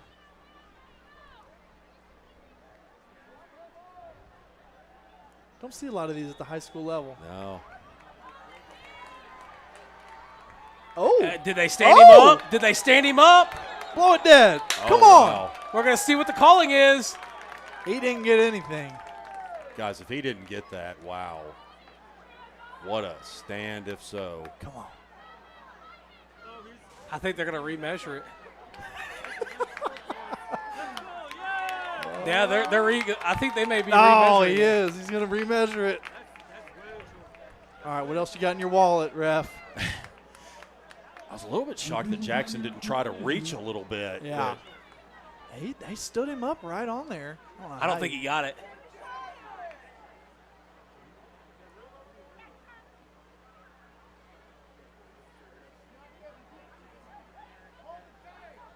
Hopefully Tommy Williams and the chain gang over there have done us some good. Come He on. didn't get it. Pull it. Yes! Yes! Wow. Huge defensive stop by the Bruins. And, Blake, we talked about the great push that this offense – I'm going to tell you, in my mind, I'm like, why are they even putting this much effort into it if it's that short? Just give them 4th and short, and they're probably going to get just because of the push that they've been getting. But that's the play of the night there for PA. And really, they got away from what was working was handed off to Reeves and some of these other running backs on just a traditional running play, and they turned it into that tush-push look. And again, back just because of that, like I completely understand why they went that route, just because of, I mean, you only needed just that little tiny bit. But PA was ready for it and fired off the ball. So credit to that interior of that defensive line. So what could be the biggest play of the first half will allow the Bruins to take over after the turnover on downs by the charging Wildcats. 1st and 10 from their own 37. Orgel sends Walker in motion. Stop. He's going to throw it immediately to Gittens. Gittens has a block, cuts back up the sideline. One man to beat Jukes. Still fighting for extra yardage. And he'll get brought down. I believe they're going to mark him down at about the 45. So it'll be a first down for the Bruins. Yeah, you had Hunter Ardoin up front along with Landon O'Donnell from the offensive line getting out front and leading the way for Bryce. Oh, and Duke looks like got a little bit of a stinger trying to throw that block, but toughing it out and coming back in. Yeah, good to see Ethan Reynolds out there. They actually move Ethan Reynolds into center.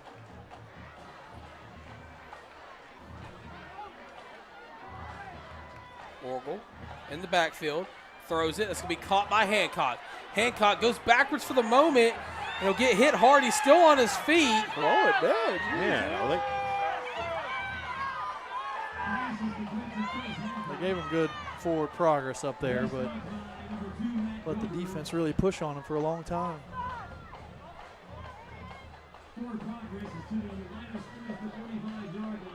So I was going to say that ball from Aaron kind of held up in the air a little bit, and it took too long to get into Chase's hands. He actually had a couple steps on the defender, but the ball took too long to get there. So they did blow him dead at the line of scrimmage. So 2nd and 10 from the 45. Orgel throws immediately to Walker. Walker with a burst of speed, fighting, and he'll get brought down past the first down markers. So bring it on down for a fresh 2 set of downs of Pulaski Academy. Those are two of basically the same plays. You had the Bryce screen, and then you get a screen out here to Javion. So they're seeing a lot of these safeties and corners backing off of our receivers, giving a lot of room underneath to get these screen passes to hit. You can see them backing up even further. Oh, here they come up now. Orgel going to throw it near the sideline. I think he just threw that one away. Incomplete. Yeah, Wynn Wilson was thinking it was a running play of some sort. He was out there trying to block the corner, and Aaron was looking at him like, wait, what are you doing? So he just had to throw it away. And one thing I saw in that previous play by Javion there, as soon as he caught the ball, he darted up the field. That's one thing that we got to do is we got to get up the field. I know that they're trying to make plays going a little bit east-west. Got to go north. 2nd and 10 from the 28. They're going to hand it off. That's Walker. Walker barrels through a couple defenders, chopping his legs before he's thrown out of bounds. Man, I'll tell you what, they're letting these guys play, aren't they? Yeah, and it's always been kind of an issue here at Rector Field with the tight sidelines, and you've got some concrete stands right down there. We've We've had some issues in the past, so the refs are usually pretty aware of it, though, that you got to blow that pretty fast over there. So it'll be 3rd and 6 for the Bruins. Of course, the fans here for the Bruins were calling for the flag, but they did not get it. So 3:45 remains in the first half from the 24 of the charging Wildcats.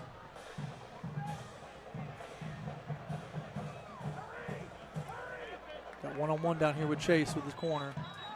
And a PI roofing penalty flag is going to come out. Delay a game will be charged against Aaron Orwell. I've seen that a couple of times. Some of these are just taking a little bit too much time. They've got that delay of game, had to take the timeout earlier. Yeah, and that was, I mean, we called for a complete shift of the offense, so that was kind of on the play call not getting in there in time. Not necessarily Aaron's fault.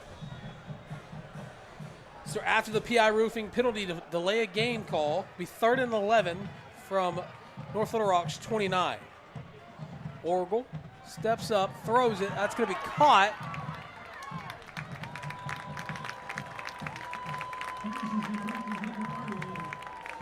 Yeah, it was Harlen Ardawan that made that catch. Nice, easy, right across the middle. Got some yards after the catch, but still short of the first down by a yard. Be a Homer's Kitchen table 4th down, excuse me. Got to get the sponsors right. 4th and 1 from North Little Rock's 19. Orgel steps up, throws it near the end zone, has a man, touchdown, Bruins! There it is, guys. We've seen so many different times. Maybe just a little bit too far out in front of him, maybe a little bit too far behind him. Threw that exactly right in the breadbasket for the score. And how big was that 4th down stand? That's why I said it's the biggest play of the game thus far. I know you've had some touchdowns. You got this one. You had some prior to that. But that stand was in PA territory as North Little Rock was looking to take a 3-score lead. So massive here. Bruins are going to go for 2.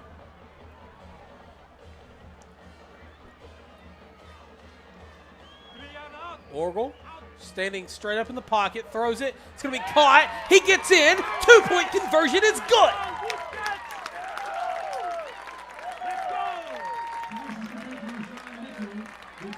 Sean Mitchell, the target that got in for the 2-point conversion, and just like that, we have a 1-point ball game. Yeah, and that touchdown, we see a touchdown here again. You got Chase one-on-one down here. Beat the corner nice and smooth. A great ball by Aaron. That may seem like just another simple touchdown that you've seen a million times out here on this field. But what that is a shot like that makes the secondary and the defensive coordinator rethink, hey, do I want to keep playing man like that the whole night, or do I want to get back into some more cover 4 shell type of very conservative secondary coverage? I mean, me personally as an offensive guy, I love when you come up and play man, because you got receivers like Chase, you got receivers like Bryce and Mason, all these receivers that they're one juke away from creating a gigantic play like that. So I hope they stay in man coverage, because I trust Chase and Bryce and Mason to make plays like that all night. And just like that, Blake Amsler just got him a coaching job. It's like you've done that before. If I wanted one. Right? Yeah. Sorry. Asterisk. If you wanted one. Asterisk. Yeah. If he didn't want to leave the PA Live booth. Offside. It's a little swagger there for the kicker. Landon O'Donnell.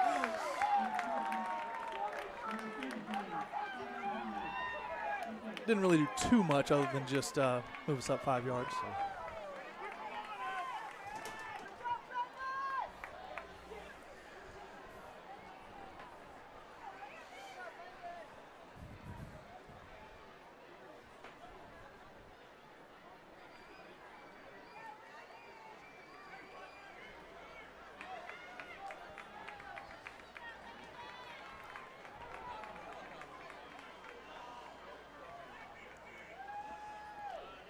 We're awaiting the kickoff here from the Bruins.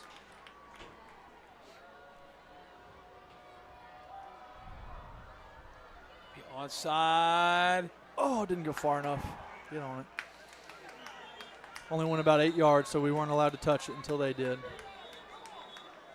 But what I do like about that is that Landon knew that, and whoever else was in there knew that, so they tried to start to box out the defenders just in case it happened to roll up on one of them. They were boxing them out so they could jump right on it. But a smart play by the Wildcats just to sit back and wait for it to come 10. It never went 10, so they don't need to do anything.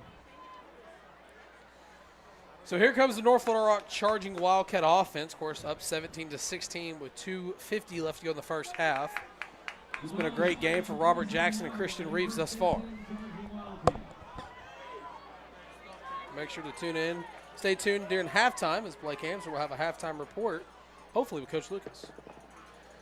Jackson going to hand the ball off, and he's going to get met immediately, only gaining a couple there.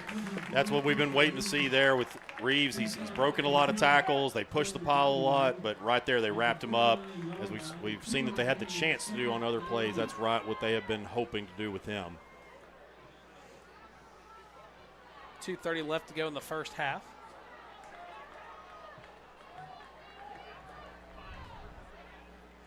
Jackson going to immediately throw it. Have a little bit of room up the sideline, but it'll get met by a group of Bruins. That's caught by number 1, Davion Withers. Tyler Galloway was in position there, took a little bit of a bad angle right as soon as the catch was made. Helped Withers get a few extra yards. So first and 10 from the 39.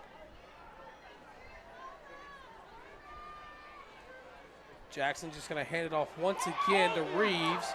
PI roofing penalty flag is going to come out. And Reeves will be dropped down. I believe it was thrown in the area of holding. So we'll see what the white hat has to say. Yeah, I got a little bit of a tug on the jersey.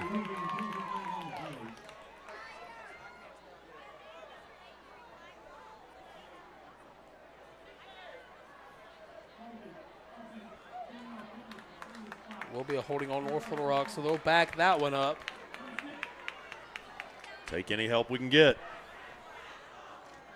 You know, Kyle, over the course of this season with the three-man booth, we've kind of been not sandwiched in the press box together, but we've kind of had we've been very shoulder to shoulder in many cases. But now that we've got a little room between us, I almost feel like you're 3 years away. Yeah, that's almost like there's an echo at this point.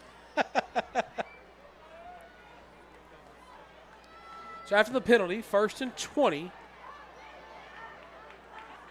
Jackson going to hand it off to Reeves. Reeves met immediately.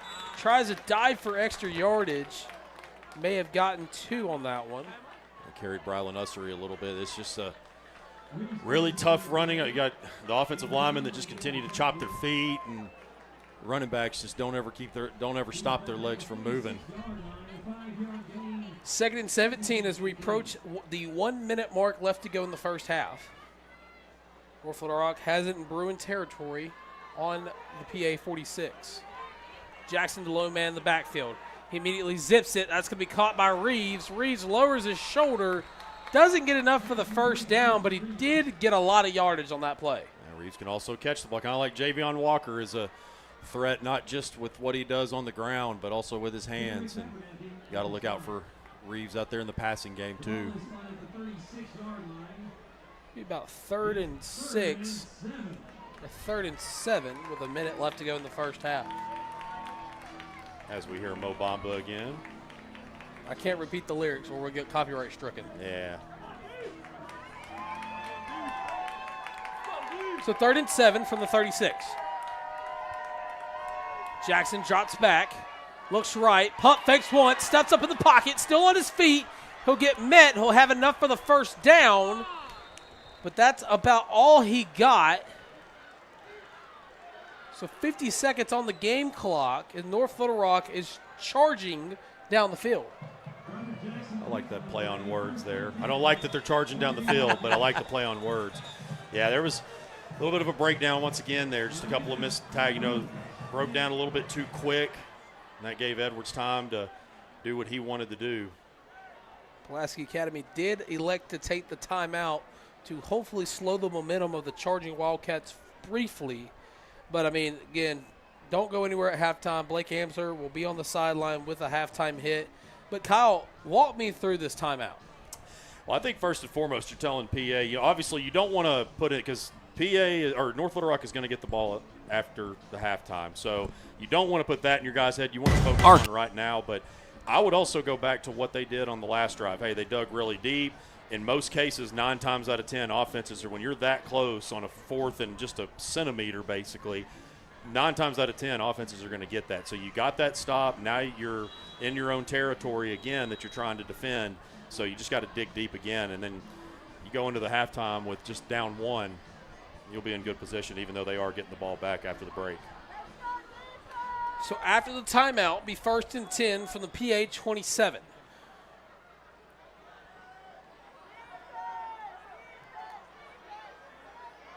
Man in motion. Run the jet sweep. Upper right-hand side. PI roofing penalty flag is going to come in.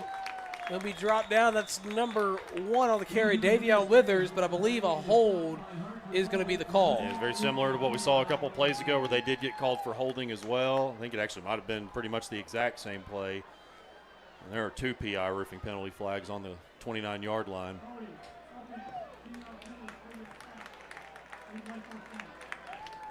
So there was only 1 call, and it'll be holding against North Little Rock. And that goes back to the undisciplined that you talked about pregame, Kyle. Yeah, I've seen that a few different times, and it's benefited the Bruins. Let's see if they can take advantage of it. 1st and 20 from the 37. Jackson immediately throws it over the middle. That's going to be caught out of bounds. Waiting to see who caught that one. It's number 3. Obviously, North Little Rock's going to use the sideline as much as possible here with just 1 timeout left in less than 30 seconds. It's Gabriel Shavers on the reception. So 2nd and 13 from the 30. North Little Rock does have 1 timeout if they need to call it.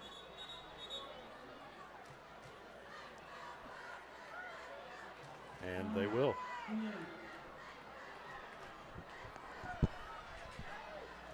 Be a timeout taken by the Bruins. Yeah, kind of back to your question about just what are you telling your guys? I'm telling them, hey, they're helping you out. They're behind the sticks again.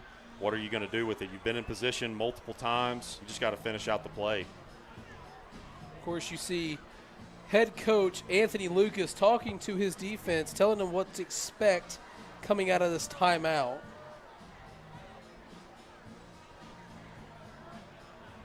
Just want to remind everybody at halftime we will have the 3rd member of our crew, Blake Amsler, on the sideline. Coach Anthony Lucas.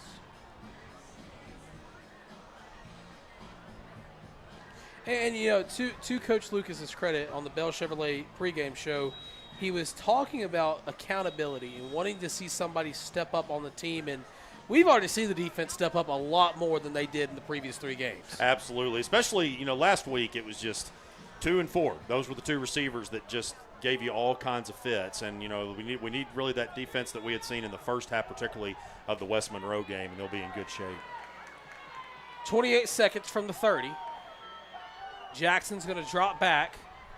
Time to throw, pump fake, zips it, incomplete. I think that was pressure around the edge there from Andrew Manning. Great job there by the sophomore. Was able to disrupt that a little bit. So after the incompletion, the Mo Bamba will be turned up. It'll be 3rd and 13. I don't know if we can call that the Mo Bamba 3rd down or. Call William Watkins for all sponsorship opportunities. I don't know his email off the top Will of my at head. naturalstatesports.com. Must be nice to have a Natural State Sports email.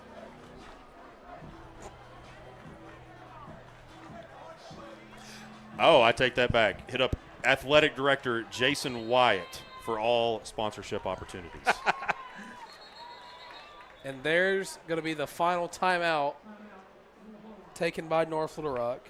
So there's 22 seconds left, 3rd and 13 when they resume action, and the charging Wildcats are up a point. Well, I do know this, Tristan, that both of these units better be well prepared with all these timeouts, which I expect they will be.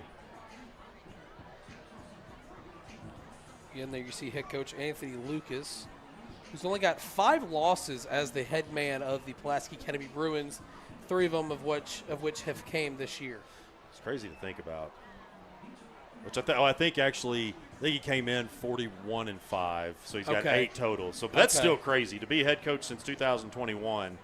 You think about in that mix, you've got 2 conference championships, you've got 2 state championships, a 6A and a 5A and a 6A state championship. Won 10 games last year and went to the semifinals in your first year in Class 7A. Lost to the eventual champion Bryant Hornets. So very successful short stint here for Coach Lucas. So 3rd and 13 once again. 22 seconds remain from the PA 30. Jackson's going to drop way back, throws it, and it gets batted down, incomplete. It was almost intercepted. I believe that was Max Burns, wasn't it? It's number, I want to say it's number. The jersey. Oh no, it's 50. Oh no, that is Austin Childers. I think that's 50. The jersey's rolled up a little bit. Regardless of that fact, great play. It would be 4th and 13. North Little Rock has had a couple turnover on downs. Jackson's going to hand it off. Gets stepped up, and he gets dropped. Don't believe he got enough for the first down. We're going to see where they mark him down. Yeah, he's well short. And North Little Rock just taking the safe route. I think that they're just content with going into the break with a 1-point lead, but that's also assuming that PA doesn't have something crazy up their sleeve here. Maybe they've got an Arkansas. I know this is maybe a sore spot for you, but an Arkansas LSU prior to halftime top play, the way that they dialed that up to Jarius Wright, or not Jarius Wright, he was the lead blocker. That was Kobe Hamilton. So maybe we'll see if they draw something up crazy here. You can make all the jokes you want to. I'm a good sport about it. But all I'm going to say is go back to last year's College World Series, and enough said. Yeah, that's very fair. But all that matters is I'm a PA Bruin. It'll be 1st and 10 with 9 seconds left. Orgel is going to drop back, pressure coming, throws it. That's going to be caught. I believe that's going to be how the first half will conclude. The clock will run down to 0. And that'll be the end of the first half. We're going to sit here for a moment and see if Blake can get with Coach Lucas.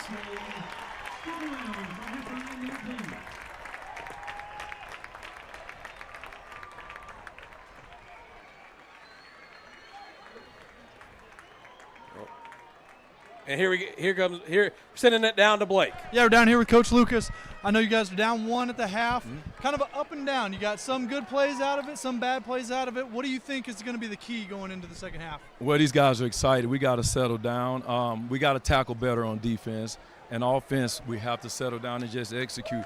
It's a lot of stuff there, and we just got to take advantage of it. Aaron's a little antsy, but he's getting better now. He's starting to progress throughout the game. But I promise you, if we tackle better and start executing what we'll win this football game. We're going to win this football game. Absolutely, yeah. Thank you, Coach. Going back up to you guys. Thanks, Blake. As we send it to the halftime break, we'll remind you of the score. North Little Rock 17, Pulaski Academy 16. You're watching the PA Live football on PA Live, the Natural State Sports Network. We'll be right back after this. Arkansas. At Bale Chevy, we heard you loud and clear. You asked for it, and now it's back. Drive new every 2. That's right, only at Bale can you drive a brand new Chevy every 2 years. Just pick one out, drive it for 2 years, then trade it in for a new model or walk away owing nothing. Drive new every 2. Just another reason it's better at Bale. Come see us today or shop BaleChevrolet.com. As a family, the community's given a lot to us, so it's our opportunity to give back. And one way I do that is by coaching these boys. I love watching them learn. I love sitting in the huddle with them and watching them go out and do what it is that we've been working on. The boys have to learn how to work as a group and work as a team to win the game. It's the same thing at the dealership. It takes everybody every day to service the community. It's better at Vail.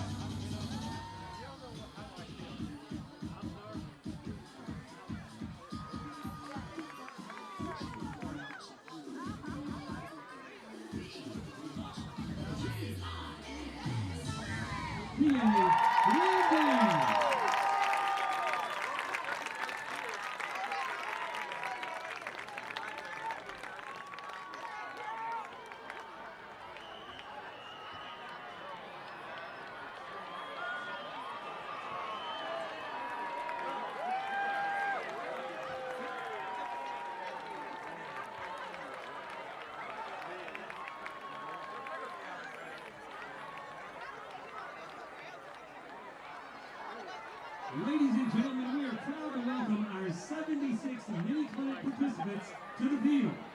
These girls have been working hard on 2 cheers and a dance to perform for us tonight.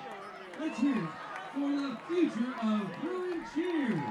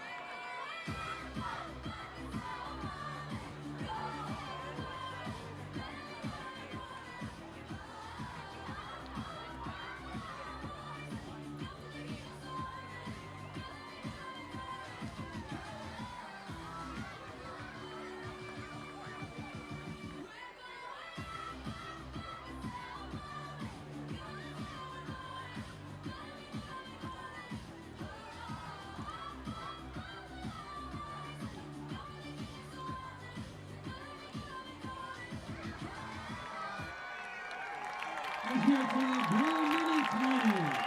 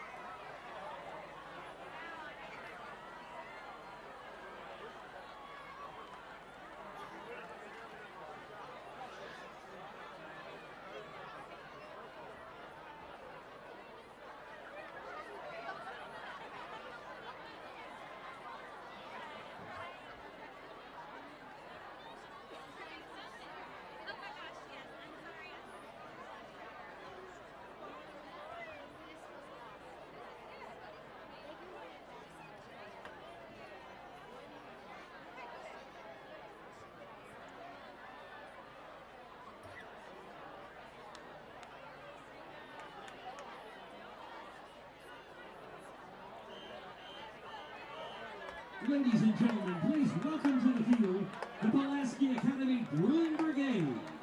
Tonight the band brings you a high-energy performance of the worldwide dance hit that stormed the charts in 2018. Zed's electrifying anthem, The Middle, featuring Mary Morris and Gray, arranged by Ishla Cox. Sit back, turn it up, and enjoy the show.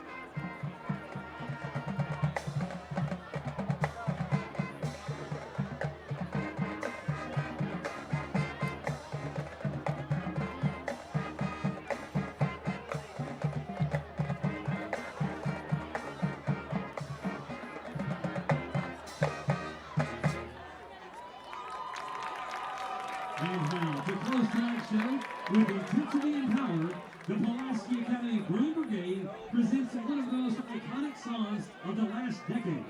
Adele's Granny-winning hit, Rolling in the Deep, comes to life on the field in Michael Brown's Bold Ranger. Let's hear it for the Bruin Brigade.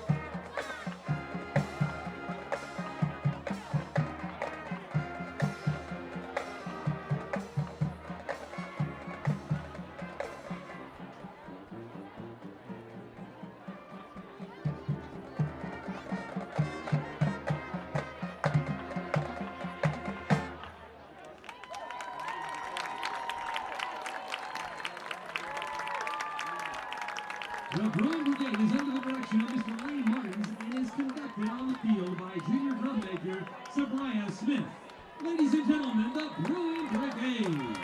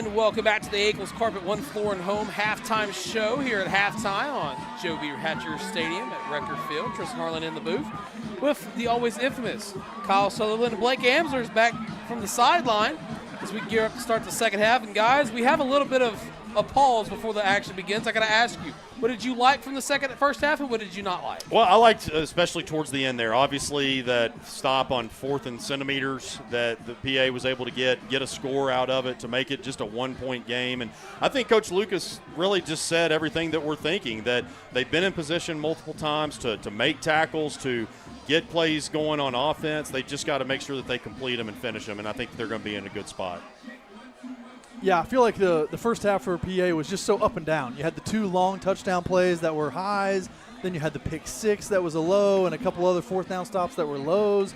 Then for defense, you had the 4th down stop, but then you had the long touchdown run that you gave us. So it's just kind of a back and forth affair, which is good for the viewer. You know, I wish PA was up, but still good for the viewer. Of course, definitely one of the more closer halftime scores we've had in recent memory. Of course, PA coming into this one 0-3, but some may say a brand new season starts with the first game of conference. So, of course, PA being in the 7A Central this year for the second year in a row. And, I mean, guys, just talk about a little bit. I want to hear from both of you because both of you may have different aspects of your way of thinking, but the defense tonight, now, granted, we have a whole half to play, in my opinion, looks the best that they've looked all season. I would say that probably I go back to that first half of West Monroe. They looked really good. Of course, they were up. PA was that. This is the closest that it's been coming out of halftime other than that West Monroe game when PA led 17-10 coming out of the break. So, yeah, I think that it's definitely up there. Probably one of the top 2 best that they've looked, and really what better time to look really good when you are desperate for a win to start off 1-0 in conference play. And especially to add on there that you're down your most experienced player on defense with TJ Logan being out for a few weeks with the leg injury, but your young sophomores just continue to step up, and they start to tackle a little bit better. And the secondary, I thought, has played really well. You had Hartford Lowe with a couple knockdowns. You've had both safeties, Max Allison and Camp Caldwell, coming up to make great tackles. So I think the defense has really just continued to keep this team in here. Yeah, other than that big run by Christian Reeves, they've done really well because the rest of the points that, I mean, of course, North Little Rock's gotten that field goal, but the other points that they've gotten were off that pick 6 early. So, yeah, absolutely, I agree with you. Defense has been really, really good. Under 60 seconds on the clock before we start the second half. Of course, the other co-owner, the Natural State Sports Network, Steve Hinton, has finally arrived from his son's baseball game. Diesel hopefully had a great game, and he's rocking the Pulaski Academy ball cap, even though he's the voice of the Maumelle Hornets. Finally. And we're going to pray to God he didn't hear my comments earlier. Thought we'd never get that Maumelle hat off of him. Yeah, he's got a lineup of the whole network now. Look at that gold shining on that hat. That right there. Finally got rid of that Maumelle Hornet. And it's clean too, huh? Oh, we got about 20 seconds left here on the Eagles Carpet One Floor and Home halftime show. And, guys, what are your second half expectations? Well, I'd love to come right out here with a little onside kick recovery. That would be nice. Yeah, that's mine. Oh, sorry, I didn't realize that was coming so quickly. So, yeah, no, absolutely. Getting the onside kick, that's big. That's first and foremost. But I think really just especially you saw that touchdown to Chase Hancock. That was right on the money. That's what we wanted to see with Aaron Orgel. And, look, guys, I mean, we keep going back to it. He's still just a young sophomore that's been thrusted into a position that, look, 3-4 weeks ago didn't know that he was going to be in. I knew now, obviously, we knew that he was being told to prepare for it because you always have to prepare for those things. But really just need to see the offense clicking like we really saw there at the end of the first half. And after the halftime break, once again, it is now time for some Pulaski Academy Bruin football, as that one just goes right out of bounds as the PI Roofing penalty flag comes out. And the charging Wildcats will come back out onto the field, led by their quarterback Robert Jackson, the sophomore. Of course, the tailbacks Christian Reeves, Zeke Lewis, and Jeremiah Buckner, 2 of which have had a somewhat decent game here tonight. Yeah, that I'm sure I'm trying to get into the head of North Little Rock's coaching over there, and they've really got to get back to their running game, getting Reeves going, a couple of these other running backs that they've got. But the offensive line, like Kyle's mentioned, has played pretty well up front so far, especially in the running game. So I look for them to continue that. So they will mark him down at I want to say the 48-yard line. Jackson's going to call for the snap, hand it off. Be met immediately. It's going to be Jeremiah Buckner on the carry. Only gained probably 2 or 3 on that one. Nice job there by Tyler Galloway. The backup linebacker that got shoved into some action with some of the injuries, but another good tackle on the edge. 2nd and 9 from the 47. Jackson hands it off to Buckner once again, and he's met immediately for the stop. It was in the waiting arms of Austin Childers, who's had a really good game tonight. Yep, another sophomore that we mentioned him earlier as a defensive line standout for him. Really having his best game of the year so far. Be 3rd and 10 from the 48-yard line. And they're queuing up the Mo Bamba.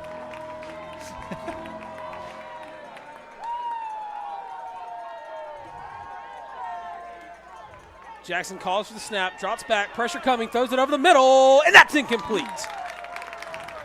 Great pressure there. Gabe Schaefer had him step for the moment, but it just couldn't find the target. Incomplete, and we are seeing the punting unit trot out onto the field for the first time tonight of the North Little Rock Charging Wildcats. Pressure really threw that off there. That was Gabriel Shavers that just wasn't quite ready for it because that pressure threw off the play on the throw from Jackson. Good start to the half from this PA defense once again. Looks like Buckner will be the punter for North Little Rock.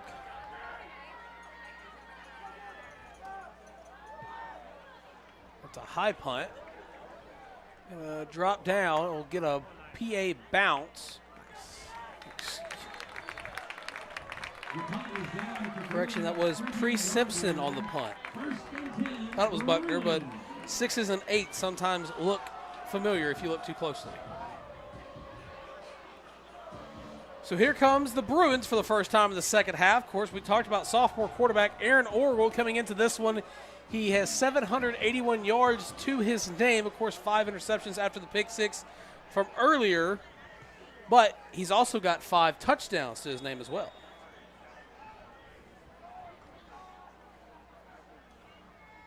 Orgel throws it. It's going to be incomplete as it immediately bounces out after contact. Yeah, looking for Great House on the slant route, but a decent job by their nickelback coming in there and knocking it down. Jalen Jones there on the breakup. It'll be 2nd down now.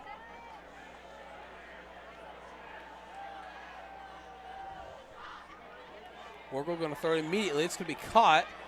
Breaks away from one. It'll get brought down. That's number 7, Mason Greathouse, on the reception. He heard you talking about him, Kyle, getting up the field. He thought about trying to circle it around and make something, but he was like, nope, let me just turn right back up and get 2 or 3 extra yards. 3rd and 4. Orgel going to hand the ball off. Bounces it to the left-hand side, but I believe he lost a couple on that one as it was ran by number 6, Javion Walker. They'll bring up a 4th down for the Bruins. Yeah, that's a killer play right there. You were at 3rd and 3, hand it off to your best player on offense, and go backwards for 3 yards to make it even a harder 4th down. There's a Homer's Kitchen Table 4th and 8 from their own 22. And Orgel's just going to direct snap, and he's going to punt it. And what a punt that was. There we go. It's going to pin the charging Wildcats all the way down to about the 13-yard, or maybe the 12-yard line. What a punt by the sophomore QB. I think that was his first punt of the season. If I'm Yeah. not, I don't think they've done that. I've wondered through the first 3 games if they were going to punt out of empty or just if Orgel was going to punt at all. And there we go, because Coach Lucas had talked about that in the previews, and I saw some of the parents' shirts that said whatever it takes on the back, and that's one of the things that Coach Lucas had talked about was the key to this season. They're going to have to do some things that are a little bit PA already plays unorthodox, but they're going to have to do some things that are unorthodox to them in order to make some things happen this year. And you don't see them punt very often, but that was a great one from Orgel. So after the great punt, it'll be 1st and 10 from their own 13. Rock's going to hand the ball off. Only gained probably 2 to Reeves on the carry. Just little things right there. You see Max Burns getting the tackle there and trying to, even though he was already, or actually, I'm sorry, that was 15, not 25. Camp Caldwell was trying to rip that ball out as he was taking him down. Just the little things that make a difference. So 2nd and 8 after the 2-yard pickup by Reeves. Hand it off once again, but he loses the football, and the Bruins jump on it. Huge. Is that? Yep, that's Andrew Manning. Yep, Andrew came away with it. I didn't see who got the poke. I think that Blake, I don't know that it was anything PA did. I think it was just a mishandled snap. There was a few offensive linemen that were in the way. See the replay coming up here.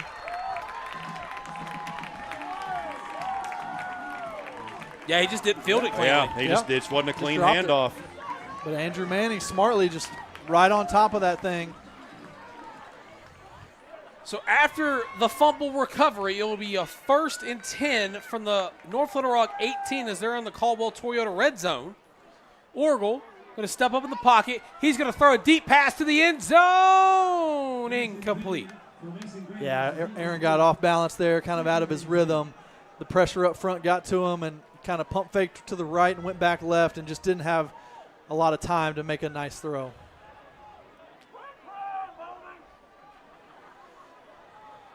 What a turn of events it is for Pulaski Academy. First, Aaron Orgel punts it, pins them deep in their own territory. I know. Then the defense turns right around and forces a fumble, or recovers a fumble, and they didn't really force it, but still. But like Kyle said and what the T-shirts say, whatever it takes, man. So 2nd and 10 after the incompletion. Orgel elects pass, pressure coming, throws a screen to Walker. Walker steps up, room to run ahead. He finally gets brought down past the 10-yard line. Who was that just declared? Oh, that was Tyler Pulley out come there. on. Oh, they called a flag on that? Come on, man. The only reason I can think of is maybe it was after the whistle and we did, but I felt like they did. They did not call a PI roofing penalty flag. Okay. That was it was a little bit late, but it was a great decleater of a block by Tyler Pulley. Still the Caldwell Toyota red zone. Be 1st and goal. On a reverse, cut up field, breaks away from one. Will get brought down. I believe he may have only gained 1 on that play. Yeah, a little shovel pass to Mason underneath there, but not a ton of room for him to gain much. So Hancock's going to come off the field for the play. 2nd and goal from the 7. Orgel sends a man in motion. Going to roll out. Time, throws it, end zone, incomplete.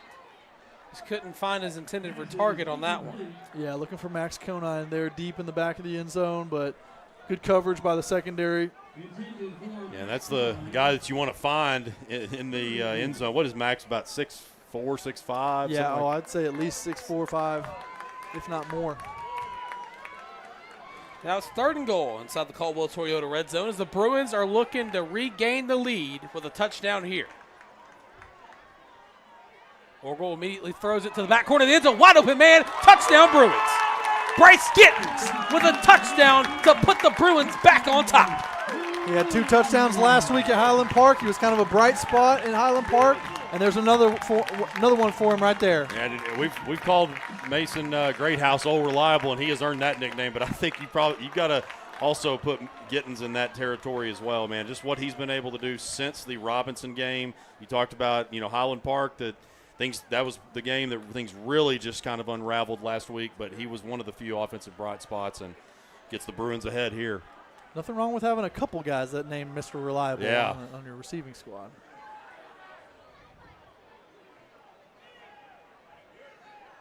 A little confusion between the white hat and Anthony Lucas.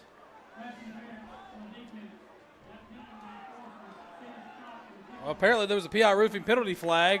Pass interference on the defense. They declined the penalty, and it'll be a touchdown. So it'll stand. So our score at the moment will stay at 22-17.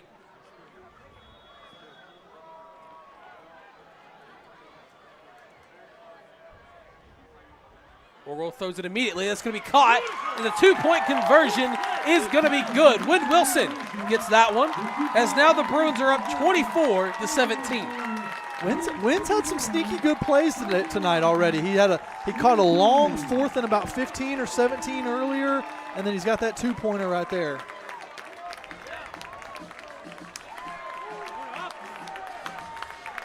And you really see, guys, that Orgles seems like he's starting to settle in. Coach Lucas talked about that. That was another thing that he had mentioned to Blake before going into the locker room.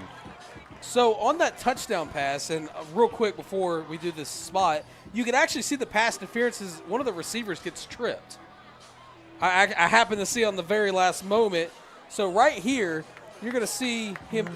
I don't know if you saw it or not, but he gets tripped right at the end zone. Yeah, I didn't notice that the first time around. There's Wynn Wilson on the 2-point. So, we want to take a minute to honor the Caldwell Toyota Pulaski Academy Core Value Student of the Week, Naira Ali. Congrats to our Core Value Student of the Week. Naira is a key member in Model United Nations, where she represents PA in regional and national competitions. Along with her partner, she won the state science fair last year and represented Arkansas in an international competition. Her AP calculus teacher, Mrs. Pierce, described her as, quote, hardworking and invested in her own success, noting that she helps her classmates and collaborates well. Her AP Spanish teacher, Mr. Hagerman, agrees, noting that she always goes above and beyond what I ask of her. Congrats, Naira, for demonstrating excellence, respect, responsibility, and integrity, the Core Value Student of the Week. Comes again, that one's actually going to be a little squibber. It's going to be returnable. Get forced out of bounds just around the 45-yard line. So here comes the North Little Rock offense. Last time out, they fumbled the football, which allowed Pulaski Academy to go down and score, which made it 24-17. Yeah, I'm sure that's what Coach Boulding and his staff over there are going to be harping on for this drive, is to take care of that football. That was one of our keys to the game early on, was win the turnover battle, really for both sides. I mean, it's a huge indicator of who wins football games as a statistic, is that turnover margin. So they'll spot him down at the 47. Jackson's going to fake the handoff into a reverse, and he'll get stopped deep in the backfield. Exceptional job there by Armand Talbert Jr. That's where we see in the first half, we talked about it many times. You saw the guys in position, whether it was behind the line of scrimmage, right at the line of scrimmage, but North Little Rock was just able to step past them or slip through a tackle, but they were really doing a good job of wrapping up. Great adjustments here by the defensive staff. So they'll officially say a loss of 8. It's now 2nd and 18.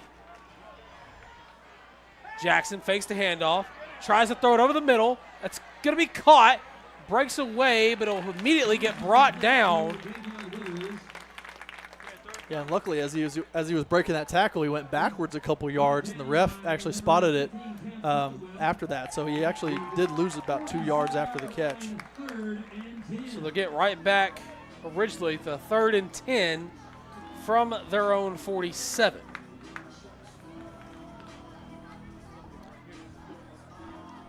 Earlier they had success with some of these screen passes out here to their slot receivers. We'll see if they get back to that. Jackson drops back deep, throws it off his back foot, almost intercepted, but it'll be incomplete. 4th down coming up for the charging Wildcats. This defense is feeling it, guys. Yeah, Austin Childers again from that defensive end spot, coming through with a hand to knock it down. He's been an impact player tonight. Yeah, I'd say he's probably the player of the game thus far, defensively, no question. Here comes the punting unit on now for the charging Wildcats, their 2nd punt of the evening. This kind of feels like a spot like you were talking about where Coach Boulding may draw something up here to try to grab some momentum back.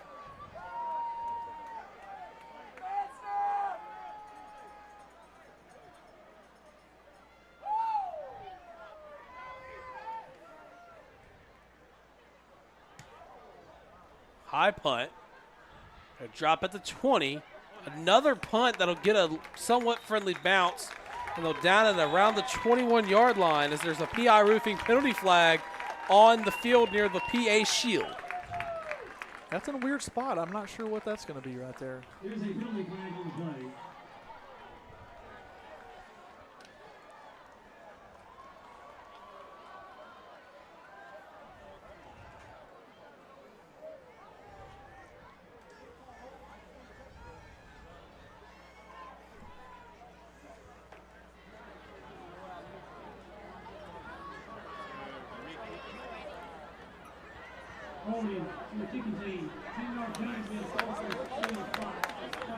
Take more freebies.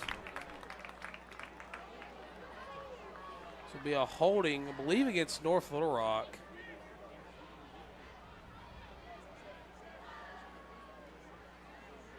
So they're going to move the ball up about 10 yards. So now it'll be a 1st and 10 from around PA's 30-yard line.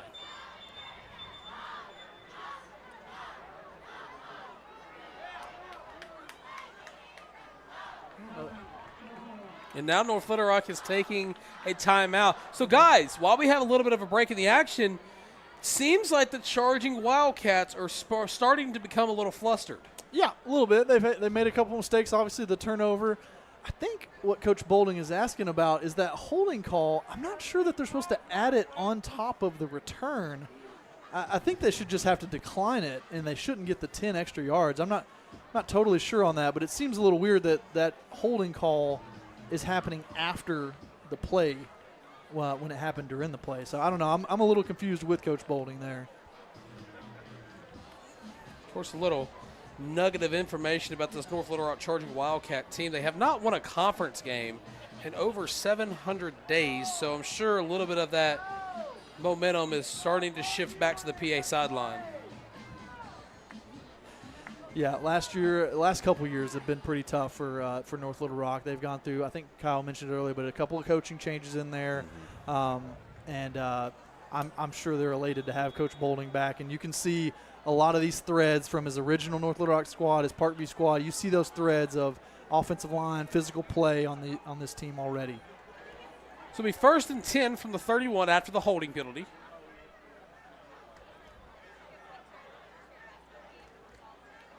Sends a man in motion. Drop back. Pressure coming. Throws a quick little screen to Walker. Walker, room to run. Up the sideline. PI roofing penalty flag's going to come out, though. Man, that's tough because had that one blocked perfectly. I mean, really just the way you drew it up. And saw the laundry fly.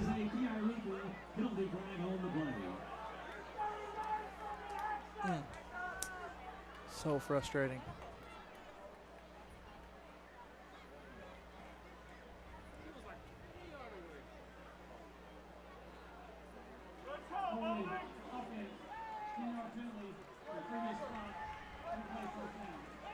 So after the PI roofing penalty flag. Yeah, I think they may have caught one of the receivers inside that was kind of cracking down on one of the inside linebackers. They'll lose 10, so they'll go back to originally where the punt was spotted.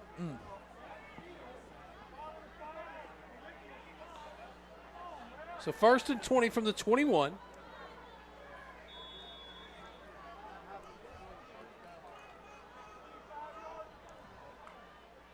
Orgel's going to call for the snap, hand the ball off. Up the sideline, he'll be forced out of bounds. Chase Hancock on the carry. Dodson was the charging Wildcat credited with the tackle. Get a little bit of that back, but still a long way to climb. 2nd and 15 coming up for the Bruins.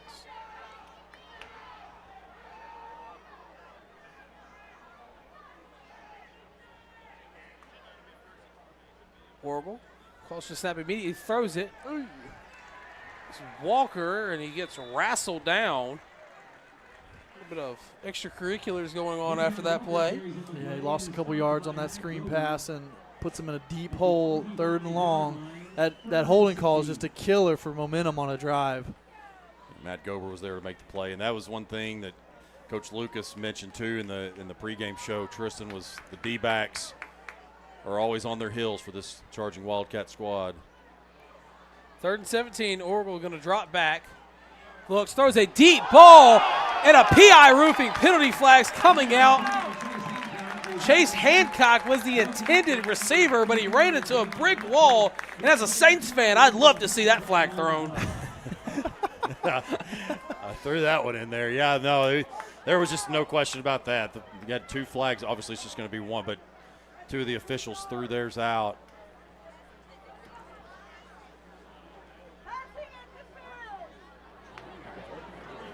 We wait the call from the white hat.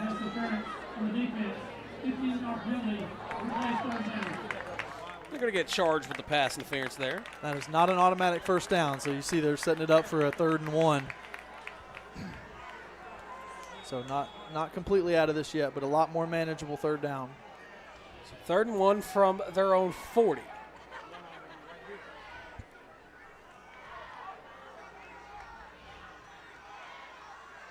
Immediately drop back, punt fakes, almost gets sacked. PI roofing penalty flags coming out. It'll be incomplete, but I believe they're going to get Pulaski Academy with a hold. Yeah, that was on the blitzing linebacker, number 32. Oh, Aaron's down too. Oh, yeah, he got an injury.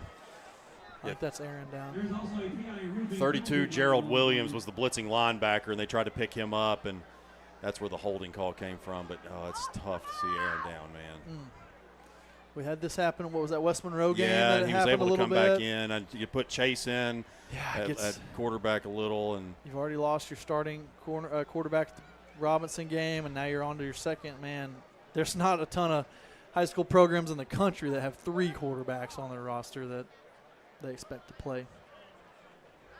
Exactly see what happened that resulted in Orville going down. yeah, we've only been told that the quarter, which this was back during preseason, we were told it was William Svoboda, Aaron Orgel, and Chase Hancock that were the quarterbacks. I would imagine that Wynn Wilson would be in that mix too, just because we have seen him throw a pass this year. But first and foremost, hope Aaron's okay. He is walking off under his own power, as you see there. Yeah. Athletic trainer Nate doesn't seem too concerned, so I think it may be just a couple plays, maybe got breath knocked out of him or something. After the hold, when play resumes, it'll be 3rd and 11. Yeah, so even worse, really. We're bringing in our 3rd quarterback here, and we got the holding call that backs us up down to a long 3rd down. So you kind of have to. You're wanting to throw it a little bit, and it does look like Wynn Wilson is going to come in.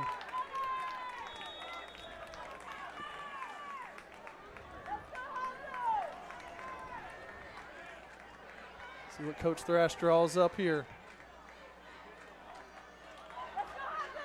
There's an immediate screen to Walker. Walker's trying to make something going, still on his feet. He won't have enough for the first down to bring up a Homer's Kitchen Table 4th down. Oh, I'm sorry. It's not number 11. It's number 12. Hunter Ardoin. Okay. I don't know why their numbers got a little scrunched up for me there. Came in, threw a nice little screen pass, and here comes Aaron. Come in for this 4th down. And see, Ardoin wasn't even a name that was mentioned to me. I haven't heard that as a quarterback option yeah, at all I mean, he's yet. been mentioned, but just not as a quarterback option. So 4th and 2 from the 39-yard line. Orgel back in at quarterback. He sends Walker in motion. Immediately checks to the sideline. North Little Rock did not jump. Blitz. Looks like a blitz coming. You got to get this ball out quick. 2 seconds left to go on the play clock. Timeout's going to be called. Gosh, those hurt, man. Yep. And that's happened a couple of different times where the play clock has gotten down really close and had to burn a timeout.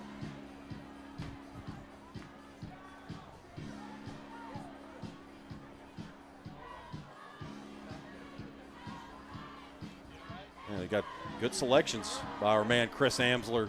Hey, he's got a playlist up there now. Why does that name sound so familiar? Oh, wait.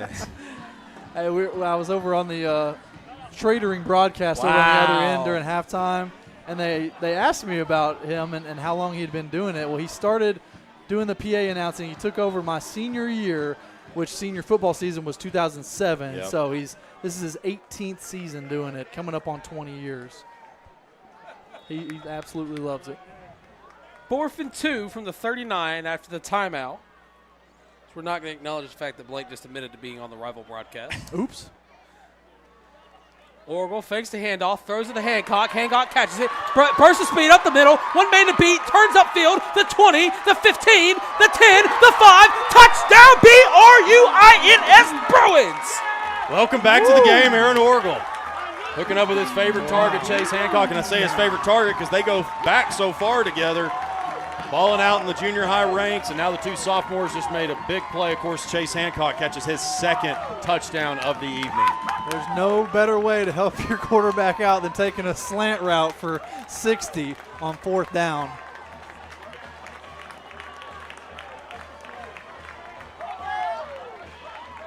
Really great moves there by Chase. Got another personnel issue on the extra point team. Got that cleaned up.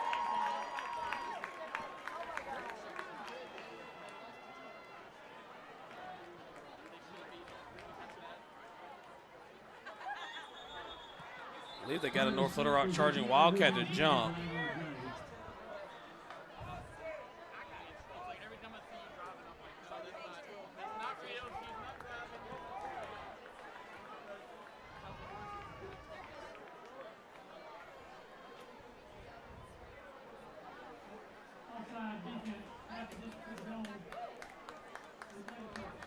And it was an offside call against North Little Rock, so they're going to redo the try.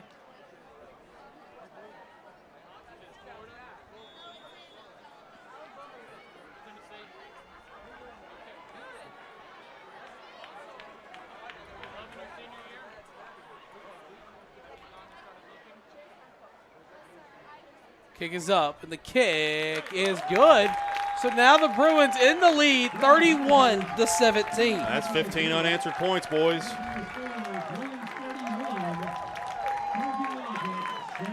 Yeah, that was a big one right there to get a 2-score lead going. Bumped it up to 14. That's really the first time that we've seen the Bruins really been able to, and again, I said it against West Monroe really until that third quarter is when it kind of got away from them, but this is really the first time that we've seen them really punch back in this manner while facing some adversity. I mean, you lose Orgel for a play there. He gets a little banged up, comes back in, gets that slant to Chase, and Chase takes it the rest of the way. And what that does and what this program is built its whole living out of is getting those 2-score leads, and then that allows your defense to solely focus in on North Little Rock really has to pass the ball now. They can't just get in their I formation or their pistol sets and just keep running the ball. I mean, they can, but the likelihood is less and less as the game goes on, especially when you have that lead. It really just funnels down the amount of plays that the offense can call. Do want to take a brief moment. Thank everybody for tuning in on the PA Live and the Natural State Sports Networks. Here in the booth, as always, Tristan Harlen here with former offensive line coach Blake Amsler and the always devious Kyle Sutherland. Yeah, that's true. Coming up with new adjectives to describe it. You know what I was thinking as we kind of got started is this being the only game going on a Thursday night. I think maybe we have some other schools, other fans from around the state maybe tuning in. I'm sure. To watch this one. Well, I bet. Well, I'm not going to say I know, but I bet you some of the Central fans are tuning into this one to watch some preliminary film on the Bruins. Come on now. You got that clock running. Make a choice. Here's the onside kick. And another one is just going to go right out of bounds. The PI roofing penalty flag is coming out after that kick. And the way this defense has been playing, you get another stand here, you're going to be really cooking with peanut oil, as my grandfather used to say.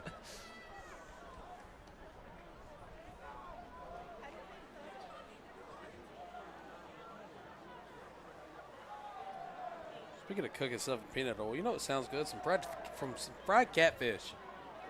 Well, check out our friends Homer's Kitchen Table down the road. They've got a nice little catfish meal for you. Oh, I've had it twice, and it's delicious. Jackson's going to hand the ball off. Get a handful. Yeah, that was Jeremiah Buckner back in, getting the handoff. Good gang tackling there from the Bruins. Max Burns getting up off the bottom of the pile, but I saw Camp Caldwell coming in there late, punching at that ball, trying to create another turnover. So it'll be 2nd and 6 after the carry from Buckner. So he's going to hand the ball off once again, and he's going to be met immediately. There you go. Number 99 was the first one that made contact. That's Bryce Mitchell, the freshman. really come on. They saw him starting to get more reps in the Robinson game and just continued to earn more and more playing time. I guess now as a starter. Oh, yeah.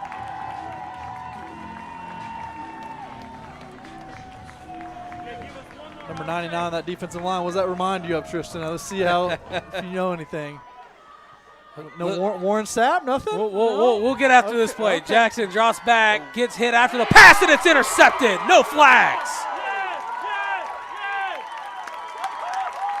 He'll get wrapped up and drop down about the 45-yard line. The Bruins are going to take over after the interception. Blake, to your point, I didn't know if you were making a Booger McFarland reference. I didn't know if you were making a Warren Sapp reference. Oh, please. Booger McFarland doesn't even come on the list. Booger was that the second-rate tackle next to him. But no, no, I'm just kidding. He was actually really good. But no, that was just an exceptional play. I'm going to be honest with you guys. I was a little bit worried that they might get a late hit on the quarterback. It wasn't, but it was really, really close. But nonetheless, it was a no call. Good job there. Getting another interception there on Jackson. For Lowe's, second of the night, right? Second pick of the night for Hartford. That's his third of the season, I believe. Yep. At least third, maybe fourth.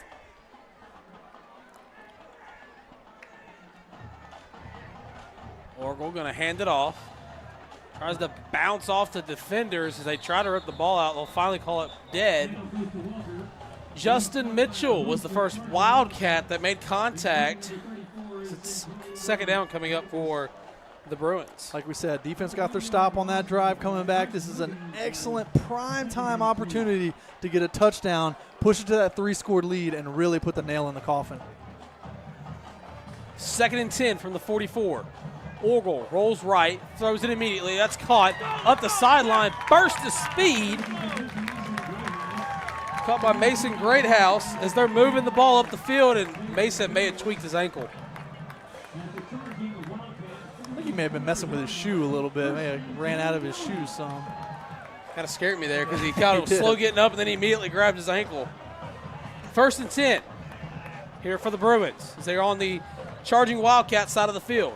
Orgel, quarterback direct snap. He has room to run up the middle, still on his feet. He evades left, and look at the quarterback go. The sophomore can run too, as it's now a fresh new set of downs for the Bruins once again. Tim Tebow or Aaron Orgel? Man, I like it. Something like that. I don't think we want to make our living off it, but it's a nice little mix-in right there. I like that play call. I'll take how many college football references Kyle, Blake, and I can make for 500.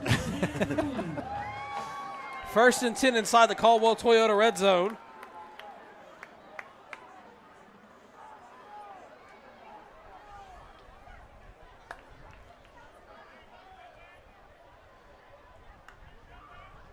High snap. Orgel throws it immediately. That's going to be caught.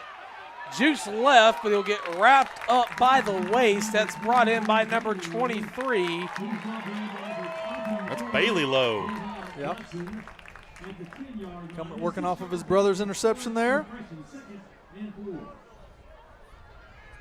So now 2nd and 4 from the 10.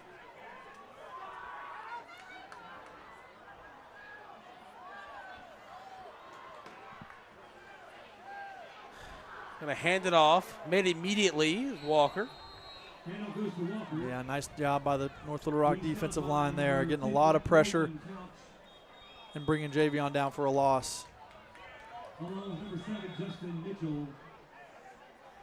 Timeout. Yeah, I think that's a good timeout there by Coach Bolding. Your defense is getting carved up a little bit there, and there, like you said, Blake made a great play on the stopping the run, and now you got a chance to talk it over with your guys. Hey, we made a stop right there. Now we just got to settle back down. But hopefully for our sake, PA keeps things rolling. Man, this is exciting. Yeah. Well, and you think about how excited that we are for these guys. The way that think about how excited they are Oh, to yeah. have this kind of momentum. And obviously, you still got a lot of game left. Yep. A little over a minute here in the third quarter, but just to have these many things working for it, this late in the game in particular, this is something they haven't experienced this season yet. Yeah, most of the games, I think the West Monroe game was close at halftime. Ended up us not doing much of the scoring, and West Monroe scoring in the second half. Kind of the total opposite here, which is really, really refreshing. Well, and two, it may play a difference with your student section here and all your friends from class. Oh, that's right. And I don't even think we scored a single point against West Monroe in the second half. Orgle did get hurt, and it was kind of wheels off from there. But 3rd and 5 from the 11. High snap. Orgle going to roll out, throws it. That's going to be batted down. He had a man in the end zone, but just going to fall to the turf, incomplete. Yeah, and they really read that one well. I think North Little Rock coaches probably knew that type of play was coming, that rub route, rollout pass was coming. Bruins have run that a lot on some of those crucial short to mid third downs, and I think they really snuffed that one out from the beginning. It's going to be a Homer's Kitchen table, 4th and 5 from the 11. You go Aaron up the middle once again, test it. Orgle trots back, looks.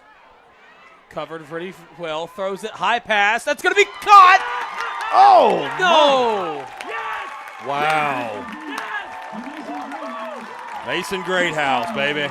Wow. Touchdown Bruins. I thought initially they said he dropped it. I know. I didn't see a real touchdown signal go up anywhere. Yeah, it wasn't a great throw, but it was just enough for Greathouse to grab it.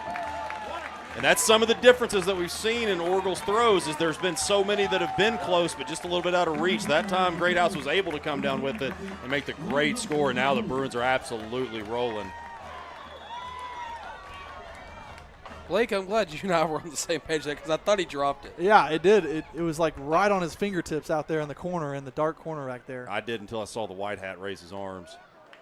Kick is up, and the kick is good. And the Bruins up 38-17 with under a minute left to go in the third quarter. The Pulaski Academy Bruins are in full control. Yeah, it feels good. Like we were saying earlier, it feels good to get back into what we know Bruin football is all about. Here's a little replay. And here's the look of the touchdown. Right on the fingertips. Oh, look yeah. at that. He brought Beautiful. it in. Great concentration. That actually was a better throw than I gave him credit for. I mean, Yeah. it did have to reach for it a little bit, but just a rolling out to his great left job on side, the opposite rollout. arm. And I see why we were confused there. The referee in the corner just looked at him. He didn't signal touchdown. He didn't say incomplete. I know, he didn't give any call at all.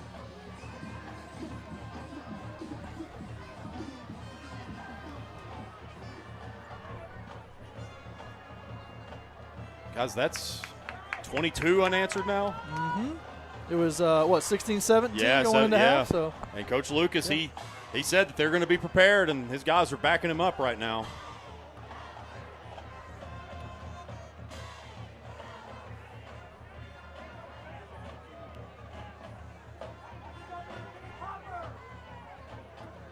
Too bad we ain't got a boogie cam because Kyle's up here getting down.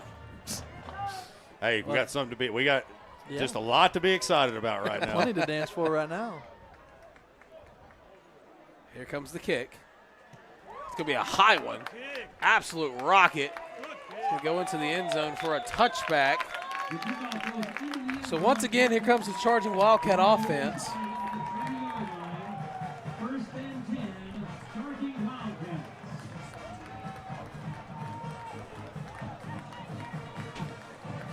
So now your defense comes out with a 3-score lead to protect. Now your defense has got a lot of confidence. You see the guys dapping each other up. They've got a lot of confidence behind them for this drive.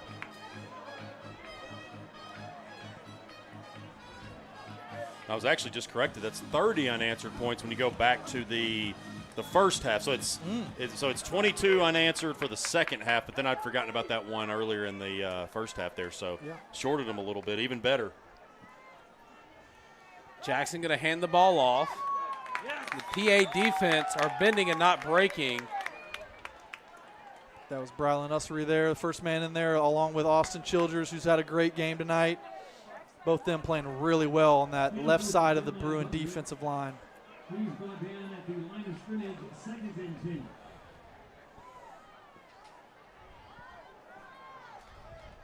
2. .30 seconds remain in the third quarter. Jackson going to drop back, zips it. That's going to be caught, but he's immediately wrapped up. That was Andrew Manning again. Got great play out there in space. It's a stop route, but if he doesn't make that tackle, then the receiver's got a lot of room to run. So great job by Andrew to make that tackle and bring him down. It's 3rd and 7, as I believe we're going to send that one to the final quarter of play. So as we head to the fourth quarter in this one. Get your forwards up, Bruins fans. Our score, Pulaski Academy 38, North Little Rock 17. Let's take a quick pause in the moment just for a little bit of breather before we begin the final quarter of play. You're watching PA football on PA Live and the Natural State Sports Network.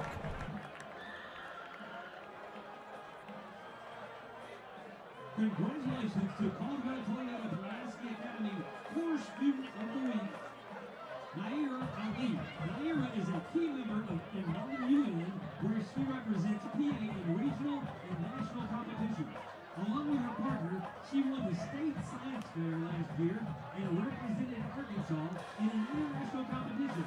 Her AP calculus teacher, Mrs. Pierce, describes her as, quote, a hard worker and invested in her success, noting that she helps her classmates and collaborates well.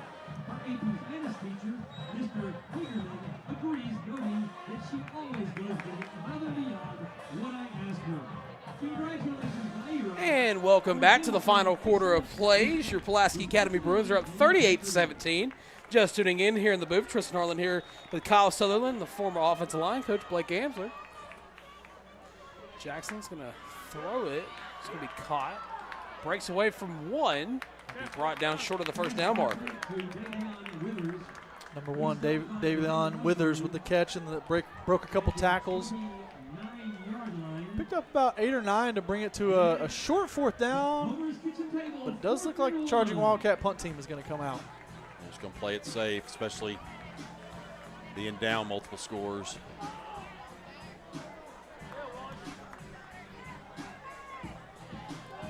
I've got to think they're going to try to create something out of this, though, being down 3 scores. Yeah, that's a good point.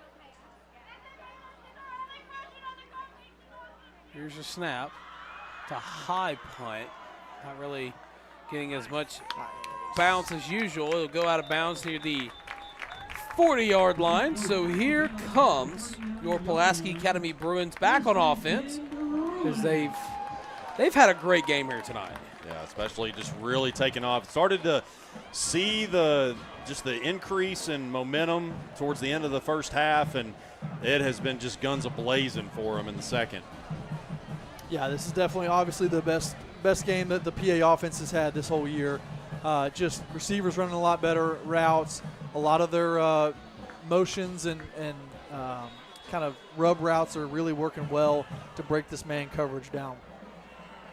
So 1st and 10 from the 39-yard line. Orgel going to hand it off to Mitchell. He's not going to go anywhere. Nope. Yeah, that wasn't going to work from the He beginning. looked up and was like, wait, what am I supposed to do with that? I got 3 dudes in front of me. I thought he was about to throw it back, not going to lie. That would have been a nice trick play. They were all looking at Rashawn out there. Well, just based off the way that Chase dropped and Orgel kind of continued running, I didn't know what exactly the play looked like there. But it'll be 2nd and 18 after the loss of 8.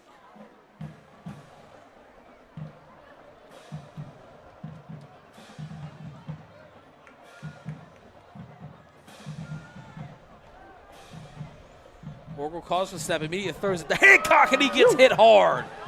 Got a way to pop right back up. It's a clean hit. Gets right back up. Yeah. And what that tells me as an offensive guy is their safeties are really wanting to come downhill, and what I want to come back with is Chase on a double move real quick.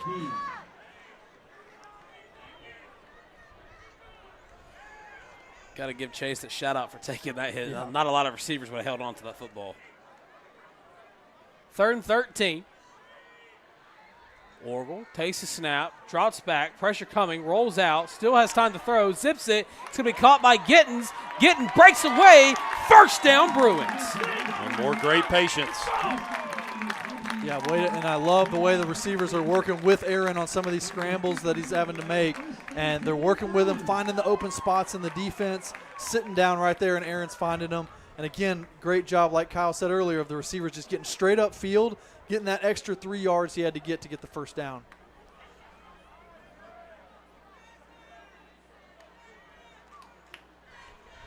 Orgel's going to roll. throws it. That's almost caught by Chase, but it'll hit the turf, incomplete.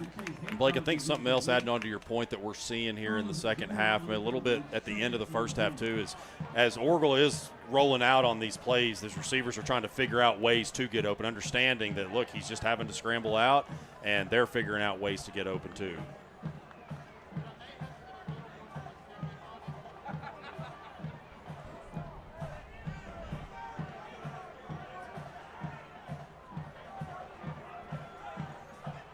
Aaron looks a little confused right now. I don't like it.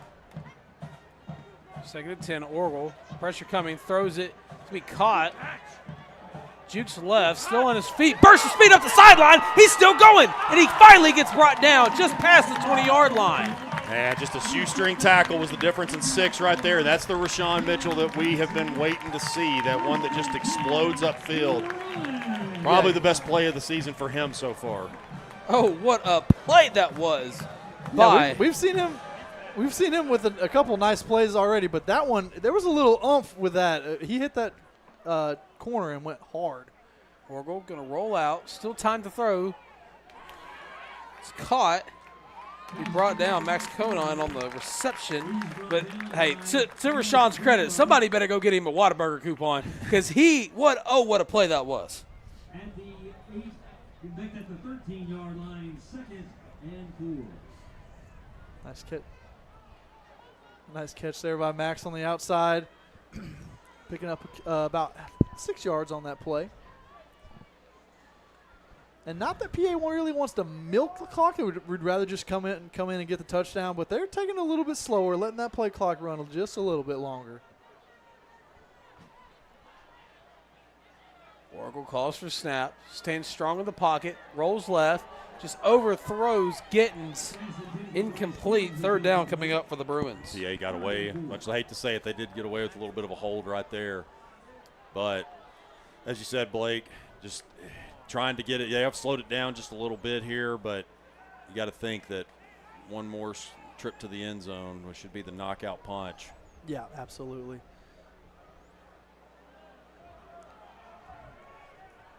Third and 5 from the 14.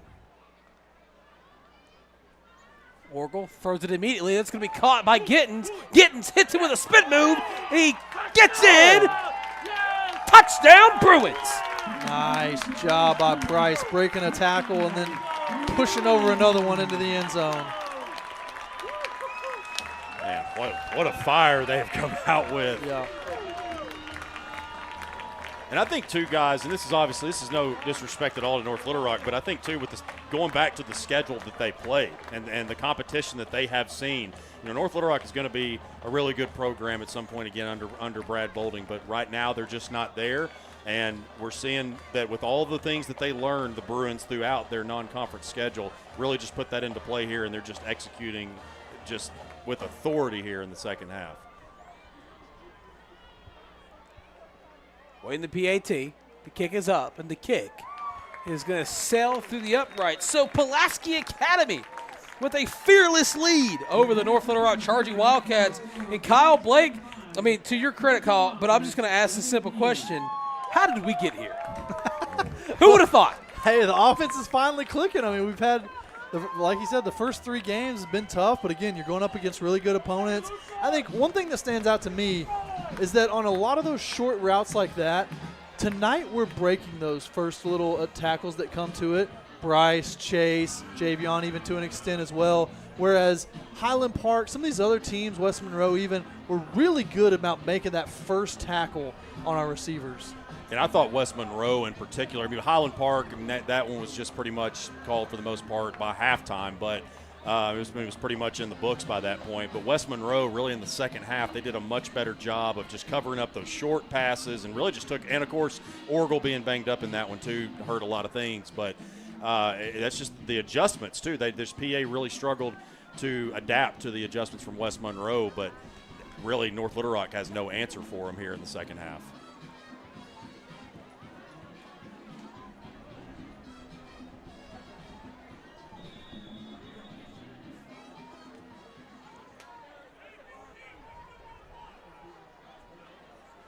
So we wait the kick here from the Bruins special teams unit.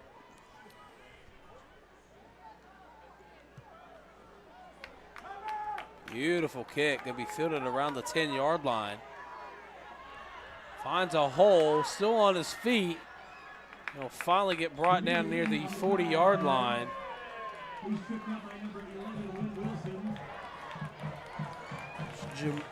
As this defense comes out, I'll mention it again, but we had a pick 6 on the first drive of the game. They've given up 1 touchdown drive tonight so far and a field goal. So, again, hats off to this defense. They played really well. Don't want to jinx them, obviously, but they have continued to play well this entire game. And we've said it throughout the season that I know that sometimes maybe the score might not reflect it in some of the previous games, but that has been the strength of your team when you look throughout the previous 3 was the defensive side. So 1st and 10 from the 42. They're going to hand it off up the middle. Juice left, still on his feet. Cuts back, still going, near the 40. Somebody's going to bring him down, and they finally do. That's the first carry for Reeves in quite a while. A lot of our guys are trying to tackle up high, which is not going to cut it with a guy like that. Got to go low, take his ankles out. I believe Brylan lost his cap on that play, so he'll have to come out for the moment. Yeah, that's going to – did they already put a sub in? Maybe. Yeah, we did. Okay. We got him in.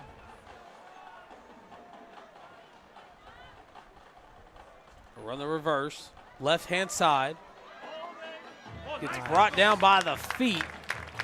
Bring up a 2nd down. Very good open field tackle there by Raheem Jackson. Yeah, we talked about him earlier with how good he is on the tackling side of it. Another job coming up on the sweep, coming up and bringing it down for a real short gain. That is what you love out of your corners.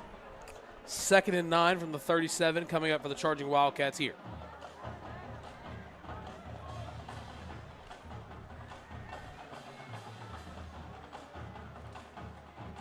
Hand the ball off once again. This time Buckner has it.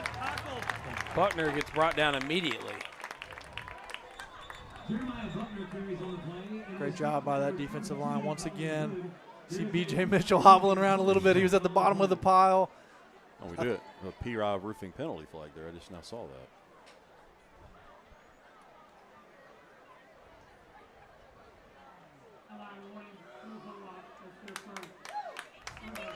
Sideline warning on North Little Rock. So Boulding, back him up. Keep your coaches back.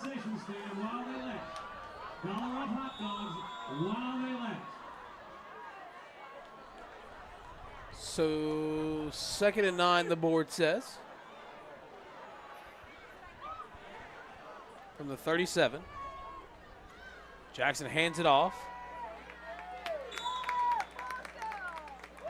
Excuse me, it was 3rd down. Now 4th down's coming up for the charging Wildcats. Handoff goes to Tristan Reeves. Reeves stopped by Andrew Manning. Yeah, no reason for them to punt or kick here. They need a touchdown, so they're going to keep the offense out.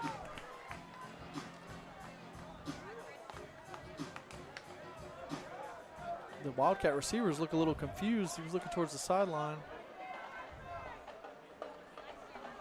They hand it off. Right side, burst of speed, and he has nowhere to go but the end zone. Touchdown, North Little Rock. Yeah, it's too easy. Don't know if it's going to make a whole lot of difference there, but Reeves just broke loose. That was even the first touchdown that he had. That, what was it, about a 30 or 40 yarder earlier. He was touched at least a few times, broke through a few arm tackles, but he was pretty much untouched on that one. Yeah, that was a clean one. I guess you can blame that one on me for jinxing the defense. Well, I've done a little bit of jinxing too, so. Kick is up. The kick is going to go through the uprights, and it's good. So now our score 45-24 with just a little over 5.5 minutes remaining in this one. The Bruins hold on. They will become 1-0 in conference, and they'll also get their first win of the 2025 campaign.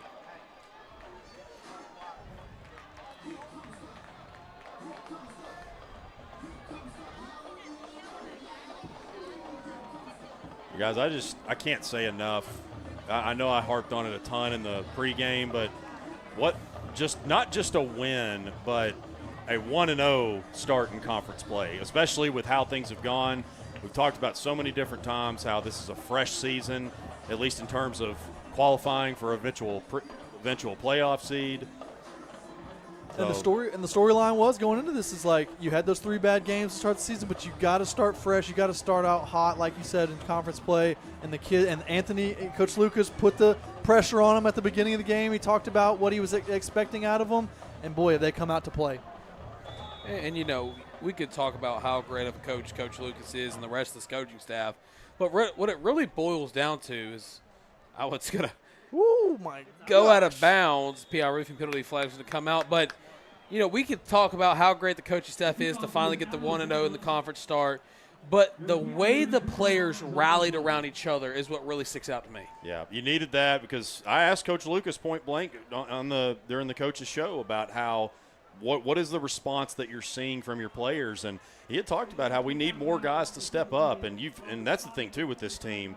It's not just seniors that you have to have step up because you've got so many juniors and sophomores that are playing as well, and we've seen that really just throughout.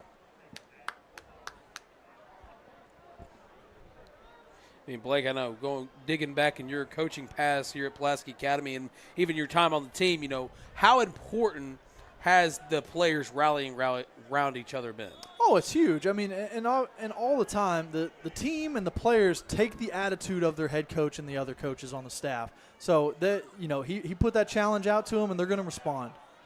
Blitz coming, throws a screen that's going to be caught. It's going to be met immediately. They've actually got some of the reserves in right now. Yeah, Koa Rockwell caught that one.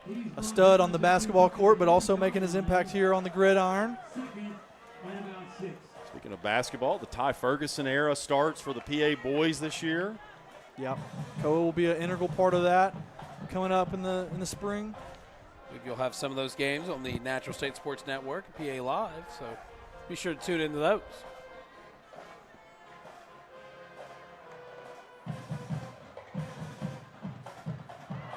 Whoa. There is a new quarterback in for the Bruins. It's number 12, Hunter Ardoin. Yeah, Ardoin seems to be that backup quarterback that we're going to put out there in place of Aaron. I know Aaron's kind of gotten banged up a little bit today, so it is good to have just a guy, period, that can get in there and run the offense somewhat, whether it needs to be a handoff, a short pass, screen pass, something like that.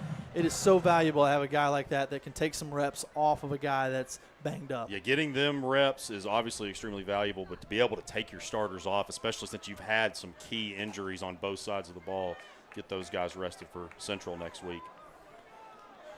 So 3rd and 5 from their own 40.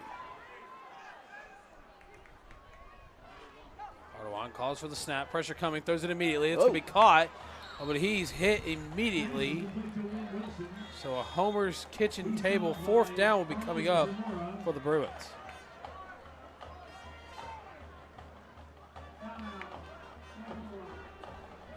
The ball is spotted at the 36-yard line. Yeah, looks like got a timeout.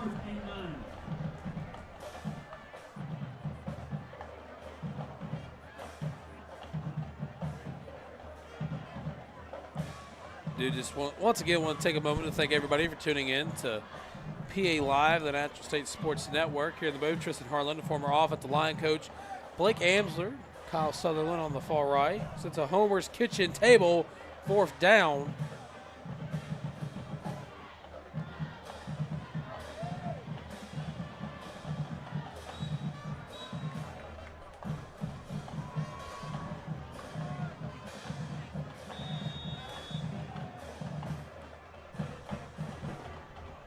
So it looks like the Bruins will bring their punting unit on the field. Oh, it's the low snap. Oh, no. Just be a little poocher. Got something away there. A couple of position groups that I want to call out. We talked about the injuries a little bit. Linebacking crew lost TJ Logan for a few weeks. Linebackers have stepped up tremendously tonight, across the board. Offensive line was down Luke Edwards, starting left tackle. They adjust around, and those front 5 have really battled tonight and given Aaron a lot of time. Really just showing that next men up mentality that's been the PA way for years.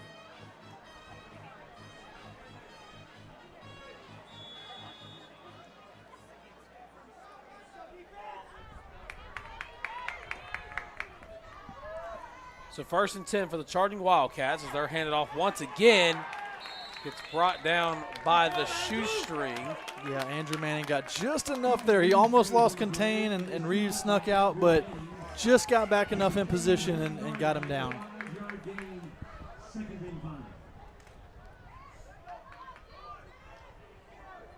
Kyle, does Reeves have any offers or anything on the board? I don't. He's just a junior, so I don't think he had, but he will. Yeah.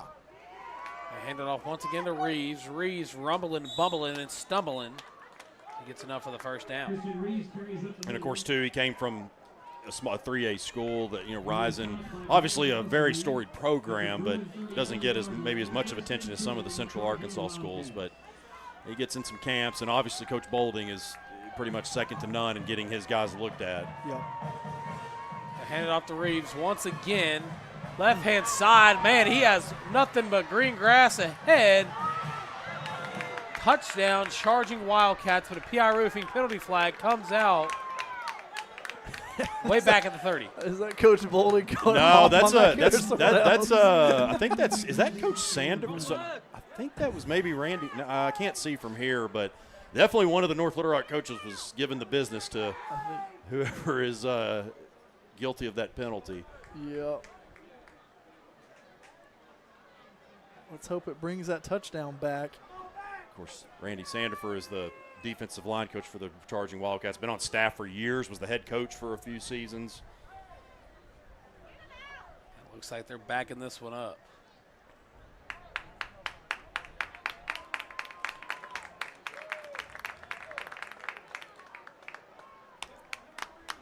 Nice. Frankly, I wouldn't be surprised. Christian was kind of turning around, taunting a little bit as he was going into the. Yeah, by the coach's reaction, I feel like they got one of the receivers or something. That's over what there. it was. First, I thought that's what it might have been because he was turned around. He Are did. you He's going done to that catch a me couple type thing? times. And so I thought that's maybe what it was, but it was along that sideline. You're right. Yeah, Reeves has done that a couple times. Kind of slowed down towards the end zone. He must have not watched the West Monroe game where Hartford Lowe came in and popped it out from the quarterback. Yeah. Because he didn't learn his lesson there. They hand the ball off to Buckner. Buckner fights for extra yardage. He'll get brought down. Bring up possible 2nd and 10 as we approach the 2.5-minute mark. A name we hadn't gotten to call a bunch tonight was Andrew Sidarius, though. He's done a kind of that dirty work on the inside. He's been spelling B.J. Mitchell at nose tackle and also jumping in there at some of the defensive end spots. So Andrew's been doing kind of the dirty work inside.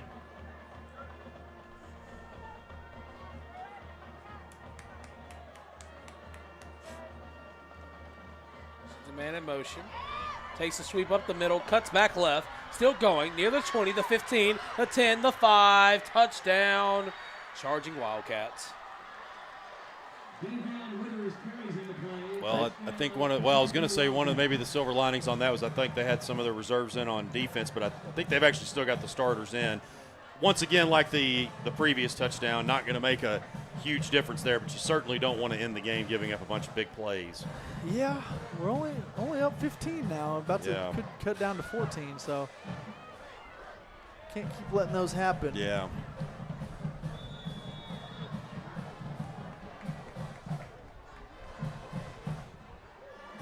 Almost got back there to block the PAT, but it's up and it's good. So now our score 45-31.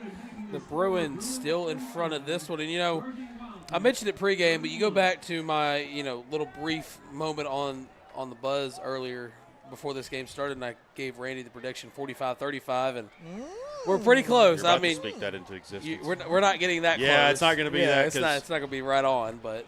Hey, two safeties, you never know. Yeah. Unlikely. Save a horse, ride a cowboy.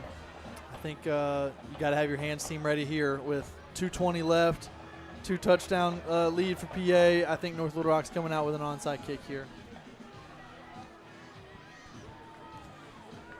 Well, Pulaski Academy has been big tonight, and this win will make them feel rich. Hopefully this win.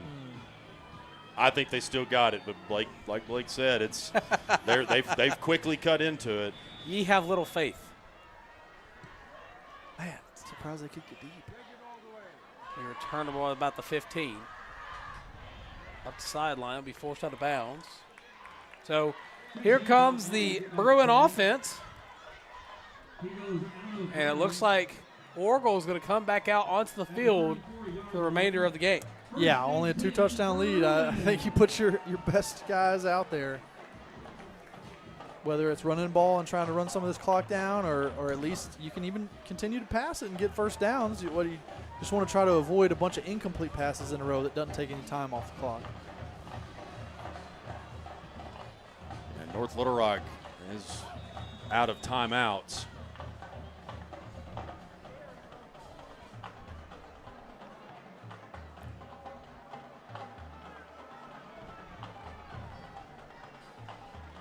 Orgel in the gun. He'll hand the ball off. Trying to bounce around the right-hand side to Walker. Walker will be met immediately. Yeah, those stretch plays have been not working too well tonight. I know Rashawn's gotten a couple that went for negative yards, and that's another one for Javion that lost, about 5 or 6 yards there. Again, it keeps the clock running with no timeouts, which is good, but we're still going to need a first down before we are able to run the clock all the way out. So after the loss of yardage, it'll be 2nd and 16 as there's 10 seconds remaining on the play clock.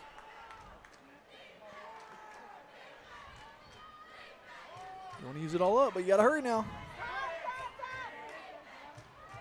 Orgel calls for the snap. He'll hand it off. Trying to go up the middle. Take another 40 off. Get it well under a minute. I think it's going to be pretty close to being able to run this one here. Just find a way to take up some seconds during the play, and I think you'll be able to run it out.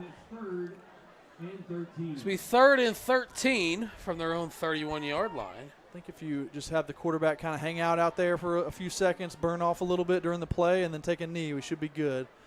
PA's got timeouts available, so I wouldn't also be mad at taking a timeout here at 1 second just to kind of get your guys on the same page.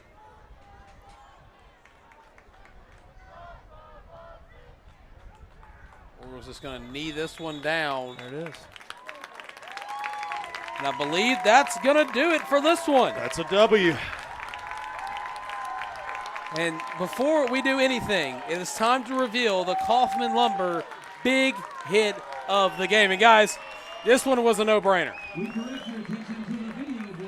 Absolutely. There you go. It might not have been a big smack whack or anything like that, but that was really the turning point of the game, if you think about it, guys. We talked about earlier when that happened that was probably the biggest moment for the Bruins at that point, and you think about what that eventually evolved into. You called it immediately right when it happened. You just kind of felt that momentum shift.